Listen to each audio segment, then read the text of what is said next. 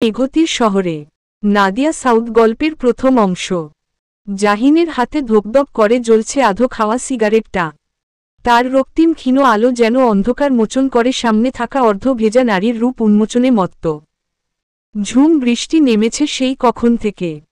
পুরনো জিনশীন দোতলা বাড়ির নিচে দাঁড়িয়ে সিগারেট হাতে জাহিন।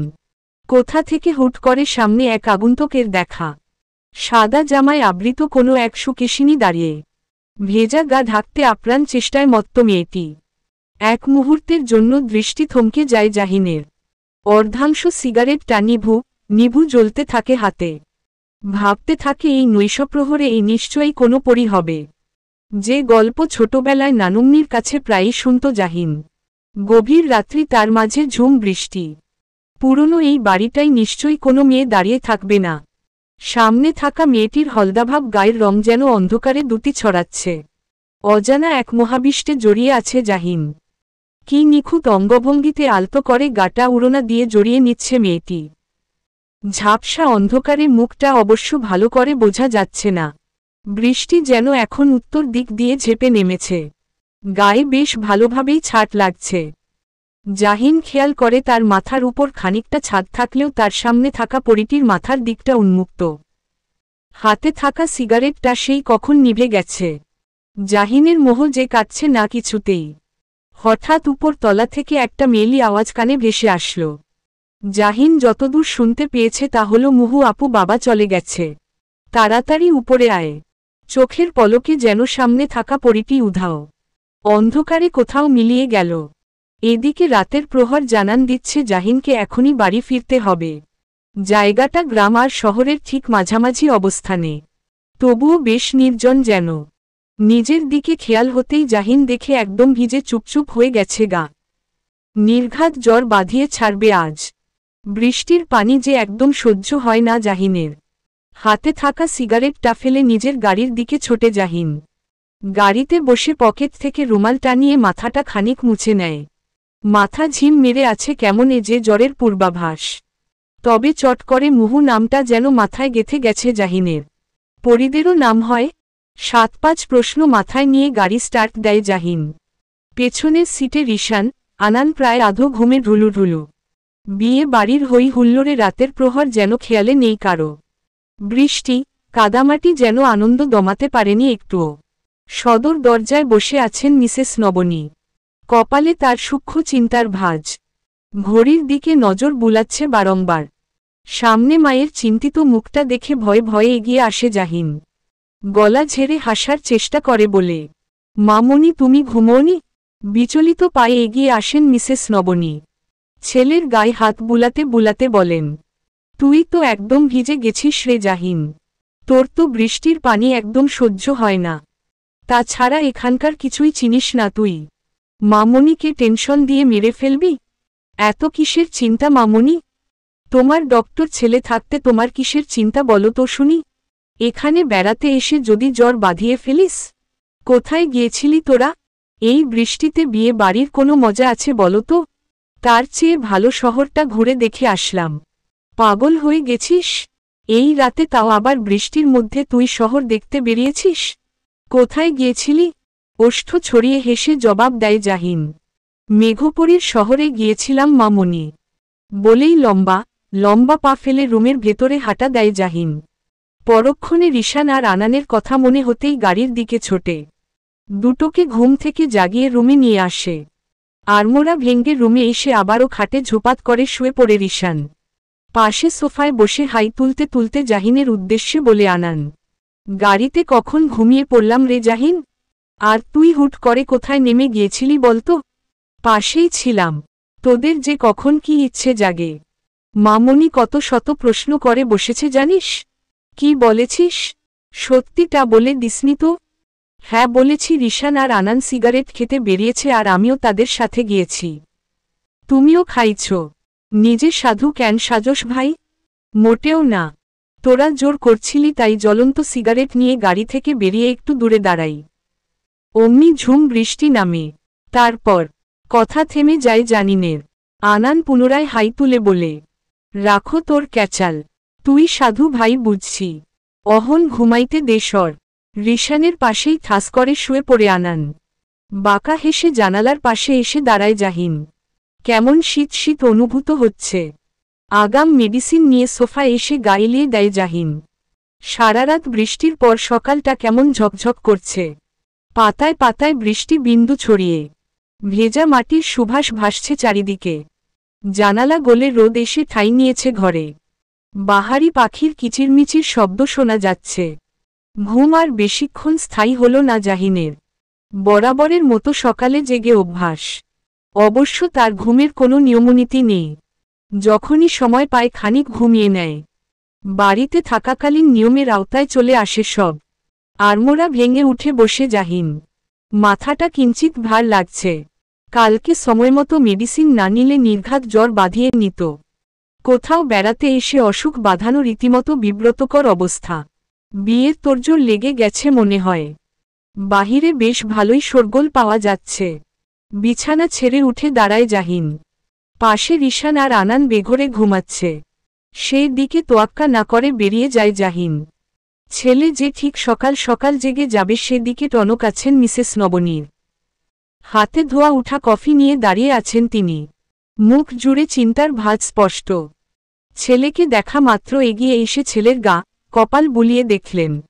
মামনি, তুমি আমার চিন্তায় নিশ্চয়ই সারারাত ঘুমোওনি? তোমার শরীরের অবস্থা ভুলে গেলে হবে? আমার কথা ছাড় তো। তুই ভালো থাকলেই আমি ভালো। ওষ্ঠ ছড়িয়ে হাসে জাহিন। পরক্ষণে মাকে জড়িয়ে ধরে। তুমি ছাড়া আর কে আছে আমার বলো তো? হয়েছে আমার জন্য চিন্তা থাকলে নিজের খেয়াল রাখতি তুই। আমরা কি আজই চলে যাব মামনি? ভাবিকে তো বলেছি আজই চলে যাব। আমারও জরুরি কাজ আছে। আজই চলে যাওয়া বেটার হবে। আচ্ছা তবে। মর্নিং ওয়াক করতে বেরিয়েছে জাহিন। হঠাৎ কোথা থেকে এক মেয়ে সামনে এসে দাঁড়ায় জাহিনের। খানিকটা চমকে উঠে জাহিন। শাড়ি গায়ে, কোমরে আঁচল গুজা মেয়েটির। বয়সেই তো 20 হবে। লম্বাটে চিকন গড়নের। কাঁধ ছড়ানো এক গুচ্ছ কার্লি বাদামি রঙের চুল। চোখের মণি দুটো আকাশী ধূসর রঙের। মেয়েটাকে কেমন অদ্ভুতই লেগেছে জাহিনের কাছে। প্রশ্ন করার আগেই মেয়েটি বলল, এই ছেলে তোমার মায়ের নাম কি নবনী? মেয়েটির কথায় আরও এক দফা চমকে উঠে জাহিন। মেয়েটাকে ইচড়ে পাকা পাকা মনে হচ্ছে। তবে কেন জানি বেয়াদবের তকমা দিতে ইচ্ছে করছে না। বলার ভঙ্গিমাটা খুবই অদ্ভুত রকমের মিষ্টি ছিল। কোনোরকম তুতলিয়ে জবাব দেয় জাহিন। হুম, তোমার মা কফি নিয়ে দাঁড়িয়ে আছে। যাও ওটা শেষ করে এসো। মেয়েটির কথাটা কেমন আদেশের মতো শোনাল। মামনি যে কফিটা নিয়েই কারো ডাকে ভেতরের রুমে গেল আর এদিকে সেটা না খেয়েই বেরিয়ে এসেছে জাহিন। মনে হতেই ঘরের দিকে হাঁটা দেয় জাহিন। পেছনে থেকে মেয়েটি আবার ডাকে, আরে আরে তোমার সাথে আমার কথা শেষ হয়েছে নাকি? এবার মেয়েটিকে বেয়াদব ছাড়া কিছুই মনে হচ্ছে না জাহিনের। ভ্রু কুচকে জিজ্ঞাসু দৃষ্টিতে তাকায় জাহিন। না মানে তোমার নামটা? জাহিন আধাম বলেই সোজা হেঁটে চলে যায় জাহিন। পেছনের মেয়েটির দিকে একবারের জন্যে দৃষ্টি ফেলেনি। নবনীর হাত থেকে এক প্রকার ছিনিয়ে কফি নেয় জাহিন। কপালে সূক্ষ্ম রাগের ভাঁজ। পর্যবেক্ষণ করে নবনী বলে, ইম্মিসি তোকে কিছু বলেছে জাহিন? আসলে মেয়েটা একটু অন্যরকম। আমিই তোকে ডাকতাম কিন্তু ইম্মিসি এসে বলল সেই ডাকছে। কেন রে, নাম ধরে ডেকেছে? আমাকেও নাম ধরে ডাকে। অবশ্য তোর নামটা আমাকে জিজ্ঞেস করে গিয়েছিল। মায়ের কথা শুনে আরেক দফা রাগ উঠে জাহিনের। মেয়েটা নাম জানা সত্ত্বেও তাকে পুনরায় জিজ্ঞেস করেছে। আস্ত বেয়াদব একটা মেয়ে। কিছু না মামনি, আমি আসছি। আধো খাওয়া কফির মগটা নবনীর হাতে ধরিয়ে দিয়ে নিজের কাজে চলে যায় জাহিন। পুরো এলাকা ঘুরে মনে হয়েছে জাহিনের এটা মফস্বল এলাকা। অলিগলি অনেক, শহরতলি যাকে বলে। এর আগে কখনো এখানে আসা হয়নি জাহিনের। বিয়েটা বলতে গেলে বেশ ঘরোয়াভাবেই হচ্ছে। আমন্ত্রিত লোক হাতে গোনা 20-50 জন। জাহিনের মামির বোনের বিয়ে। মায়ের জোড়াজুড়িতে আসতে হলো, নয়তো এত দূরসম্পর্কের আত্মীয়র বিয়েতে আসতো না জাহিন। ফ্রেশ হয়ে একদম রেডি হয়ে এসেছে রিশান। বেলা 11টা বাজে। পালা ধরে তৈরি হচ্ছে আনান আর জাহিন। আনানি আগে গিয়েছে গোসলখানায়। সারা বাড়িতে মাত্র 2টা গোসলখানা। তার জন্য বেশ বিরক্তি ধরেছে জাহিনের। চেয়ারে বসে হাতে বই নিয়ে বসেছে জাহিন। ইমমিসি কয়েকবার জাহিনের রুমে উকিঝুঁকি দিয়ে গেছে। খানিক বাদে রিশান এসেছে। সোফায় বসতে বসতে বলে, মর্নিং ওয়াক করতে এত টাইম লাগিয়ে দিয়েছ ভাই? আনান কখন বেরোয় কে জানে। কথা কানে না নিয়ে পড়ায় মনোযোগ নিবেশ করে জাহিন। মাঝে দরজার সামনে এসে দাঁড়ায় ইমমিসি। রিশান ঠিকঠাক হয়ে বসে ইমমিসিকে ডাকে, হাই ইমমিসি, এসো ভেতরে বসো। সৌজন্যমূলক হেসে স্থান ত্যাগ করে ইমমিসি। বইয়ের মাঝ থেকে একবার চোখ সরিয়ে রিশানের দিকে তাকায় জাহিন। ভাই মেয়েটাকে কিন্তু জোশ লাগে। বাঙালি, বিন্দেশি মিশ্রিত হওয়ায় আরও বেশি সুন্দর লাগে। ভ্রু কুচকে জিজ্ঞেস করে জাহিন, মিশেল মানে? আরে আনান ভাইয়ার মামা জাপানিজ মেয়ে বিয়ে করেছে জানো না? তুই এত খবর কিভাবে জানলি? মেয়েটাকে দেখেই বুঝতে পেরেছিলাম কোনো ঘাপলা কেস আছে। আনান ভাইয়াকে জিজ্ঞেস করতেই ব্যাস জেনে গেলাম ইমমিসি হলো মিক্সিং কোয়ালিটি। আনান গোসলখানা থেকে বেরুতে বেরুতে বলে, কিসের কোয়ালিটির কথা বলছিস তোরা? রিশান দাঁড়িয়ে বলে, বিদেশি বীজের ফলন বাংলাদেশে। সোজা হিসেব। ওদের আজগুবি কথা শুনলে মাথা ভনভন করে জাহিনের। বই রেখে কোনোরকম গোসলখানায় ঢুকে যায় জাহিন। কনে দেখতে ব্যস্ত সবাই। আনান আর রিশান একের পর এক ছবি তুলে যাচ্ছে। মাঝে অবশ্য জাহিন একটা তুলেছে। সবার ভিড়ের মাঝে সেখানে দুটো মেয়ে আসে। একটা 15-16 বছরের, আরেকটা 18-20-এর কোঠায় হবে। পা অবধি লম্বাটে গাউন, মাথায় হিজাব বাঁধা। রিশান সবার অগোচরে জাহিনকে কোনোই এর গুঁতো দিয়ে বলে, বড়টা কি জোসনা ভাই? অবশ্য বাই ওয়ান গেট ওয়ান মনে হচ্ছে। দুটোই তো একই প্যাকেটে মোড়া, শুধু কালার কম্বিনেশন ভিন্ন। মেয়েটির দিকে একবার চোখ বুলায় জাহিন। অদ্ভুত মায়াবিনী মুখ, চোখজোড়া যেন অতি পরিচিত। দৃষ্টি নিবন্ধ হয়ে যায় অচেনা অপরিচিত এই মেয়েটির মাঝে। কনে হঠাৎ বলে উঠল, মুহতাসনিম তোমরা এসেছ? জাহিনের কানে মুহূর্তেই ঝংকার দিয়ে উঠে নামটা মুহতাসনিম। খানিকটা তারা নিয়ে বলল, মুহতাসনিম জি আপু, মাত্রই এসেছি আমরা। বেশিক্ষণ দেরি করতে পারবো না। কি বলো? মাত্রই তো এসেছ তোমরা, না খেয়ে যেতে দিচ্ছি না। পাশ থেকে মুহতানিম উত্তর দিল, আসলে আপুকে আজকে দেখতে আসবে। মা বলেছে তাড়াতাড়ি বাসায় ফিরতে। আচ্ছা বসো তোমরা, বেশিক্ষণ দেরি করাবো না। খানিকক্ষণ পর আলেয়া তার মাকে ডেকে টাকা আনিয়ে নিল। হিসেব বাবদ টাকাটা মুহতাসনিমের হাতে গুজে দিল আলেয়া। ব্যাপারটা দৃষ্টিগোচর হয়নি জাহিনের। মুহতাসনিমরা তৃপ্তির হাসি নিয়ে বিদায় নিয়ে চলে গেল। রিশান অমনি জিজ্ঞেস করে বসল আলেয়াকে, মেয়ে দুটোকে কিসের টাকা দিলে আন্টি? বিয়ে বাড়ির ফুলের গয়না সব মুহতাসনিমের থেকে নেওয়া, তারই টাকা দিলাম। এটুকু মেয়ে বিজনেস করে? ওর বাবারই ব্যবসা, তবে মেয়েটা যথেষ্ট খাটে, তার অবদানই বেশি। পড়াশোনা নেই মেয়েটির? তা তো বলতে পারবো না। বাইরে থেকে শোরগোল পাওয়া যাচ্ছে, বর এসেছে, হই হই করে সবাই চলে গেছে বাহিরে। জাহিন ঠায় দাঁড়িয়ে আছে। অচেনা মেয়েটার কথাগুলো এত আগ্রহ নিয়ে শুনল কেন জাহিন?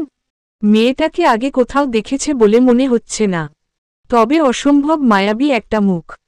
কথা বলার সময় চোখের পাপড়িগুলোও কেমন আলতোভাবে উঠানামা করে। এত খুঁটিয়ে এর আগে কোনো মেয়ে চোখে পড়েছে কিনা জানা নেই জাহিনের। আনানের ডাকে ধ্যান ভাঙ্গে জাহিনের। ধিঙ্গি মেয়ে হয়েছে তোমার বুঝলে? কোথায় আজকে বাড়িতে বসে থাকবি? তা না করে উনি বিয়ে বাড়িতে চলে গেছেন ধেই ধেই করে। টাকা টাকি পরে আনতি পারতি না? পারুল বেগম কখন থেকে বাড়ি তুলে চেঁচাচ্ছেন। আলতাফ মিয়া সামনেই চুপটি মেরে কথা শুনছেন। বউয়ের কথার উপর কথা বলার সাধ্য তার নেই। মুহতানিম এগিয়ে আসে, ব্যস্ত হাতে প্লেট বাটি নামাতে থাকে। পাশে থেকে ধমকে উঠেন পারুল বেগম, তুই এখানে কি করতে এসেছিস রে মুনা? বলি বিয়ে কি তোর নাকি ওই মুখপুরীর? মায়ের কথা কানে না নিয়ে কাজে ব্যস্ত হয়ে আছে মুহতানিম। পাশের রুমে নতুন শাড়ি গায়ে জড়িয়ে বসে আছে মুহতাসনিম। চোখ বেয়ে অনর্গল জল পড়ে সাজ একদম ঘেটে গেছে। এক্ষুনি মুনা আসলে ঠিক বকে শেষ করে দিবে। সে দিকে একটুও ভ্রুক্ষেপ নেই। কষ্ট যে কোথাও বাধা মানতে চায় না। মায়ের নিত্যদিনের কথাগুলো গায়ে সয়ে গেছে মুহতাসনিমের। আজ অন্তত মায়ের থেকে একটু ভালো ব্যবহার আশা করেছিল। বিয়ে হলে তো চলেই যাবে চিরদিনের মতো। অবশ্য তাকে বিদায় করতে পারলে বাঁচে পারুল বেগম। চোখের কাটা নিশ্চয়ই চোখের সামনে প্রতিদিন সহ্য হয় না কারোরই। দরজার সামনে দাঁড়াতেই চেঁচিয়ে উঠে মুহতানিম, যেন বিশাল কোনো ভুল হয়ে গেছে। রাগী কণ্ঠে তেজ নিয়ে বলে, মুহু আপু, চেহারার এ কি হাল করেছিস শুনি? কত কষ্ট করে সাজালাম তোকে। চোখ মুছে মুখে হাসি টেনে নেয় মুহতাসনিম। মুনাকে আলতো জড়িয়ে ধরে বলে, তোদের ছেড়ে চলে যাব এটা ভাবলেই চোখ উপচে জল পড়ছে। কি করে থাকবো বলতো? হয়েছে আর বলতে হবে না। মায়ের কথা শুনে কাঁদছিস তুই। ওসব কথা গায়ে মাখিস কেন বলতো? ছাড় তো ওসব কথা। এই আপু বড় মায়ের শাড়িতে তোকে না খুব সুন্দর মানিয়েছে রে। শাড়ির আঁচলটা বুকে চেপে চোখ বুজে নেয় মুহতাসনিম। মায়ের চেনা গন্ধটা যেন শাড়িতে জড়িয়ে আছে আষ্টে পৃষ্ঠে। বিয়ে বাড়ির সকল আয়োজন শেষ হতে সন্ধ্যা গড়িয়েছে সেই কখন। কনে বিদায় করে বাড়িটা কেমন নিস্তব্ধতা বিরাজ করছে। যাওয়ার জন্য তৈরি হয়েছে আনান, রিশান, জাহিন, মিসেস নবনী আর শায়লা বেগম। জাহিন, আনান, রিশান গাড়িতে বসে বাকিদের অপেক্ষায় আছে। কোথা থেকে ইম্মিসি এসে হাজির। ওয়েস্টার্ন ড্রেস পরে আছে মেয়েটি। এখন একদম ছোট্ট একটি মেয়ে মনে হচ্ছে। একবার চোখ পড়তেই চোখ সরিয়ে সামনে তাকায় জাহিন। মেয়েটিকে দেখলে রাগ চরম আকার ধারণ করে। কথা বলার ছলে প্রশ্ন করেই বসে ইম্মিসি, চলে যাচ্ছেন আপনারা? পেছনে থেকে রিশান জবাব দেয়, হ্যাঁ, তুমি যাবে? উত্তর না দিয়ে চলে যায় ইম্মিসি। বাঁকা একটুখানি হেসে নেয় জাহিন। রিশানের উত্তরটা মেয়েটি মোটেও পছন্দ করেনি। জাহিনের থেকে উত্তরের আশায় ছিল। শব্দ করে হেসে বলে, আনান, তোকে তো পাত্তাই দিল না রে রিশু। এসব ছোট মেয়েদের পাত্তাতে কিছু আসে যায় না ব্রো। সন্ধ্যা গড়িয়ে রাত নেমেছে ভালোই। পেছনের সিটে সবাই গল্পগুজবে মেতেছে। ফ্রন্ট সিটে গা এলিয়ে কানে হেডফোন গুজে দিয়েছে রিশান। কালকে রাতের কথা মনে পড়তেই মুহু নামটা কানে বেজে উঠে জাহিনের। সে রাতে কি আসলেই কোনো মানবী ছিল, নাকি পরী? চেহারাটাও তো বোধগম্য হয়নি ততটা। মেঘ ভেঙ্গে বৃষ্টির ঝাপটায় শুভ্র জামায় নেমে এসেছিল মেয়েটি। অন্ধকারে যেন ক্ষণে ক্ষণে দুটি ছড়াচ্ছিল।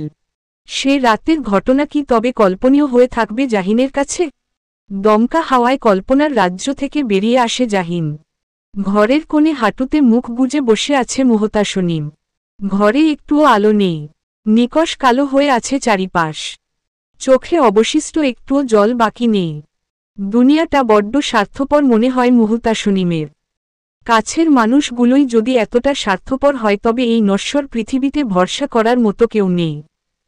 এই নির্মম ভাগ্যে কেই মেনে নিবে মুহু? এ ছাড়া যে আর কিছুই করার নেই তার। চারিদিকে ঘন আধার নেমে এসেছে। আকাশে ভেসে বেড়াচ্ছে অগ্নিত মেঘমালা। বাতাসের বেগ বেড়েছে। কফি হাতে বেকনিতে দাঁড়িয়ে জাহিন। খানিকক্ষণ হবে বাড়িতে পৌঁছেছে ওরা। আর একটু দেরি হলে নিশ্চিত এই দমকা ঝড়ের মধ্যে পড়তে হতো। যে কোনো সময়ে মেঘ ভেঙে বৃষ্টি নামবে। কফিতে চুমুক দেয় জাহিন। রুমে এখনো আলো জ্বালায়নি। মন্দ লাগছে না পরিবেশটা। হঠাৎ তীব্র গর্জন দিয়ে আকাশের বুক চিরে বৃষ্টি নামে। অপরূপ সে দৃশ্য। ব্যস্ত নগরীর ব্যস্ত মানুষগুলো ছুটছে হন্য হয়ে। দেখেই বোঝা যাচ্ছে ইচ্ছের বিরুদ্ধে ভিজছে সবাই। কারো কারো মাথার উপর ছাতা ধরা। কাঁধে কারো স্পর্শ পেতেই চমকে উঠে জাহিন। এতক্ষণ বুঝি কল্পনার জগতে হারিয়ে গিয়েছিল। পিছু ফিরে তাকাতেই মুখটা প্রশস্ত হয়ে যায় হাসিতে। নানাভাই রুম অন্ধকার কইরা বারান্দায় কি করতাছ? নানুমনির কথার জবাবে বলে জাহিন, প্রকৃতির সাথে কথা বলছি নানুমনি। দেখো কি অপরূপ সুন্দর লাগছে চারিপাশটা। আমি তো চারিপাশ ঝাপসা দেখতাছি নানাভাই। এহানে সুন্দর কই পাও তুমি? বয়স হইছে চোখে কিছু দেখিও না। যাক, তোমার যদি এখন একখানা বউ থাকত তাহলে এই সুন্দর দৃশ্য তারে লইয়া উপভোগ করতে পারতা। বিয়ে শব্দটা জাহিনের খুবই বিরক্ত লাগে। তার কাছে বিয়ে মানে জীবনটা ধ্বংস করে দেওয়া। কষ্ট, যন্ত্রণা আর কিছুই দিতে পারে না বিয়ে নামক সম্পর্ক। কপাল কুঁচকে আসে জাহিনের। রেহানা বেগম তার নাতির উত্তরের আশায় চাতক হয়ে তাকিয়ে আছে। বয়স তার বাড়ছে দিন দিন। বড় নাতির বউ দেখে যাওয়ার শখ। নাতিকে তিনি কিছুতেই রাজি করাতে পারেন না বিয়ের জন্য। পাশে বেতের টেবিলে কফির মগটা রেখে দেয় জাহিন। চারিদিকটা এখন বিষাক্ত লাগছে। মৃদু বাতাসটা যেন দম বন্ধ করে দিতে চাইছে। রেহানা বেগম রাগের বশে বললেন, বাপের মতো হইস না নানা ভাই। আর এক মুহূর্তের জন্য এখানে থাকতে ইচ্ছে করছে না জাহিনের। জগৎটা এত বিষাক্ত কেন? ছোট্ট করে কেবল বলে, আমি আসছি নানুমণি। দিকবেদিক না তাকিয়ে বেরিয়ে যায় জাহিন। রেহানা বেগম বহুবার পিছু ডাকলেন, তাতে কোনো লাভ হয়নি। নিজের ভুলের জন্য অনেকটা অনুতপ্ত লাগছে এখন। এই ভয়ানক বৃষ্টিতে ছেলেটা তো জ্বর বাঁধিয়ে আসবে। কি জবাব দিবে নবনীকে? তার অমন সহজ সরল নাতিটা মোটেও রগচটা নয়। ভয়ানক কষ্ট না পেলে একটুও রাগ অভিমান করে না ছেলেটা। মুহতানিম কখন থেকে পাশে বসে চেঁচাচ্ছে। ভয়ানক রাগ দেখাচ্ছে মুহতাসনিমকে। এমন একটা লোককে বিয়ে করার জন্য কি করে রাজি হলো তার মুহুপু? বাহিরে ঝোপাঝপা বৃষ্টির শব্দে পাশের রুমে মুহতানিমের চেঁচানোর শব্দ যাচ্ছে না। কোনো হেলদোল নেই মুহতাসনিমের। মাথাটা ধরে আছে প্রচণ্ড। মুহুপু, তুই একবার ভাবই, লোকটার আগে একটা বিয়ে হয়েছে, তার মেয়ে আছে ক্লাস 7-এ পড়ে। আমি তো ভাবতেই পারছি না এমন একটা সম্বন্ধ মা কি করে নিয়ে এসেছে। তুই বাবাকে গিয়ে বল না আপু। প্রায় অনেকক্ষণ পর মুখ খোলে মুহতাসনিম। ভাঙা আওয়াজে বলে, আমি যে বাবার মেয়ে সেটা বোধহয় আমার বাবা মন থেকে মানেইনি। কি করিনি আমি এই সংসারের জন্য বল? দিনের পর দিন খেটে গেছি, কখনো নিজের কথা এক চুল ভাবিনি। সকাল থেকে রাত অবধি ঘরের কাজ বাইরের কাজ সব করি। তার বিনিময়ে একটু খেতে পাই, এতে যথেষ্ট নয়? তারা বিয়ে দিচ্ছে আমার, এটাই অনেক না বল? প্রতিটা কথা কান্না কণ্ঠে চিৎকার করে বলেছে মুহতাসনিম। পুরো রুম তার কণ্ঠের ধ্বনিতে ছড়িয়ে আছে। স্তব্ধ হয়ে বাকরুদ্ধ হয়ে তাকিয়ে আছে মুহতানিম। তার সহজ সরল বোনটা ভেতরে ভেতরে কত কষ্ট চেপে রেখেছিল। কোনোদিন তার মুহুপুকে এভাবে কথা বলতে শোনেনি মুহতানিম। এই প্রতিবাদটা তার মায়ের সামনে করলে এই বিয়েটা আটকানো সম্ভব। তবে মুহতানিম খুব ভালো করে জানে তার মুহুপু কখনো প্রতিবাদ জানাবে না। বাবা মায়ের কথা নীরবে মেনে নিবে। বাবা হয়তো কোনোদিনই জানতে পারবে না তার এই মিষ্টি হাসিমাখা মেয়েটির মনে তার জন্য কতটা তীব্র ঘৃণা পাহাড়সম হয়ে আছে। মুহতানিমের চোখে পৃথিবীর শ্রেষ্ঠ ত্যাগীর প্রতীকীটা হচ্ছে তার মুহুপু। নীরব পায়ে হেঁটে বেরিয়ে আসে মুহতাসনিম। ভেতরের কষ্টগুলো আজ মিশিয়ে দিবে এই বৃষ্টির সাথে। পৃথিবী তাকে কত কষ্ট দিবে, আর কত কষ্টের সমুদ্রে ডুবাবে, তবুও মুহুকে একটুও হেলাতে পারবে না। হাসি দিয়ে সবটা জয় করে নিবে মুহু। মৃত্যুতেই তার এই কষ্টের একদিন সমাপ্তি ঘটবে। সহস্র বছর তাকে এই নশ্বর দুনিয়ার কষ্ট সইতে হবে না। খোপা খুলে চুল উন্মুক্ত করে দেয় মুহু। কোমর ছাড়িয়ে হাঁটুতে এসে ঠাই নেয় চুলগুলো। বৃষ্টির ফোঁটা ভিজিয়ে দিতে থাকে সর্বাঙ্গ। শরীর ভেদ করে অন্তরের কষ্টটাও ধুয়ে যা কাজ। মৃদু ঠান্ডায় শরীর কাঁপছে মুহুর। জানালা খুলে সে অপরূপ দৃশ্য দেখছে মুহতানিম। এক পবিত্র সৌন্দর্য যেন বিরাজ করছে। মায়াবী মুখখানা অন্ধকারের জন্য স্পষ্ট নয়। গায়ের হলদেটে রঙে অদ্ভুত সুন্দর লাগছে। কয়েক হাত দূরে একজোড়া চোখ মোহাবিষ্ট হয়ে আছে ভেজা মেঘতির রূপে। আজও তার মেঘপরি নেমে এসেছে বৃষ্টির সাথে। প্রচণ্ড মন খারাপ নিয়ে বেরিয়ে এসেছে জাহিন। এই জায়গাটায় কেন আসলো নিজের কাছেই অজানা। সমস্ত মন খারাপ যেন মুহূর্তে উবে গেছে। চোখের সামনে মেয়েটি কেমন স্বাধীন পাখির মতো উড়ছে। কোনো কষ্ট যেন উঠে পারেনি মেয়েটিকে। তোমাতে মহাবিষ্ট আকুলতা। এ যেন এক এলোকেশী মায়ালতা। কয়েক পা এগিয়ে সামনে আসে জাহিন। নিজের স্বপ্নের দুনিয়ায় ব্যস্ত মুহতাসনিম। দূর থেকে দাঁড়িয়ে সে দৃশ্য দেখছে মুহতানিম। মুহুপুর কাছে কিছু একটা অবয়ব দেখে কপালে সূক্ষ্ম ভাঁজ পড়ে। তার মুহুপুর থেকে বেশ অনেকটা লম্বাটে লোকটা। সুঠাম দেহের কোনো পুরুষ দাঁড়িয়ে তাতে কোনো সন্দেহ নেই। তৎক্ষণাৎ দৌড়ে মুহতাসনিমের কাছে আসে মুহতানিম। জাহিনের ধ্যান ভাঙ্গতেই চমকে উঠে। ততক্ষণে প্রশ্ন করে বসে মুহতানিম, কে আপনি? এত রাতে এখানে কি করছেন? মুহতাসনিমও চমকে যায় বেশ। পিছু ঘুরতেই লম্বা ফর্সা সুঠাম দেহের এক ছেলেকে আবিষ্কার করে। জাহিন আরেক দফা চমকে যায় মুহতাসনিম আর মুহতানিমকে একসাথে দেখে। আনানের আন্টির বিয়েতে তো এই মেয়ে দুটিকেই দেখেছে, যারা ফুল বিক্রেতা ছিল। এখানে কি করছে এরা? মুহতানিম ততক্ষণে মুহতাসনিমকে প্রশ্ন করে, মুহুপু তুই কি চিনিস এই লোকটাকে? মুহতাসনিম মাথা নাড়িয়ে না বলে। জাহিনের এতক্ষণে খেয়াল হয় তার মানে সেদিন যে মেঘপরীর সাথে দেখা হয়েছে আসলে এটাই সে মেয়ে। মুহতানিম কণ্ঠে রাগ নিয়ে বলে, আপনাকে আমরা কেউই চিনি না। এবার দয়া করে বলবেন আপনি কে? আমতা আমতা করে জাহিন বলে, আমি আসলে খুব বৃষ্টি তো তাই এদিকটা একটু দাঁড়িয়েছিলাম। আপনাকে তো এই এলাকার মনে হচ্ছে না। আর আপনি তো একেবারে বাড়িতে ঢুকে গিয়েছেন। মুহতাসনিম তারা দেয় মুহতানিমকে। অচেনা লোকের সাথে কথা বাড়াচ্ছিস কেন মুনা? ভয় করছে না তোর? চল এখান থেকে। মুহতাসনিমের থেকে অচেনা বাক্যটি শুনে কেমন আহত অনুভব হল জাহিনের। অবশ্য সে মেয়েটিকে দুইবার দেখেছে, নামটাও জানা। মেয়েটি তো একবারও খেয়াল করেনি জাহিনকে। মুহতানিম নাছোড়বান্দার মতো প্রশ্ন করে যাচ্ছে। জাহিন বাধ্য হয়ে আনানের মায়ের বাড়ির পরিচয় দিল। অত দূর থেকে এসেছে জানলে নির্ঘাত প্রশ্নের ঝুড়ি খুলে বসবে মেয়েটা। মুহতানিম হাসি মুখ নিয়ে বলল, হ্যাঁ চিনতে পেরেছি। আপনারাও কি আনান ভাইয়াদের সাথে ঢাকায় থাকেন? জাহিন মাথা নাড়িয়ে হ্যাঁ বলে।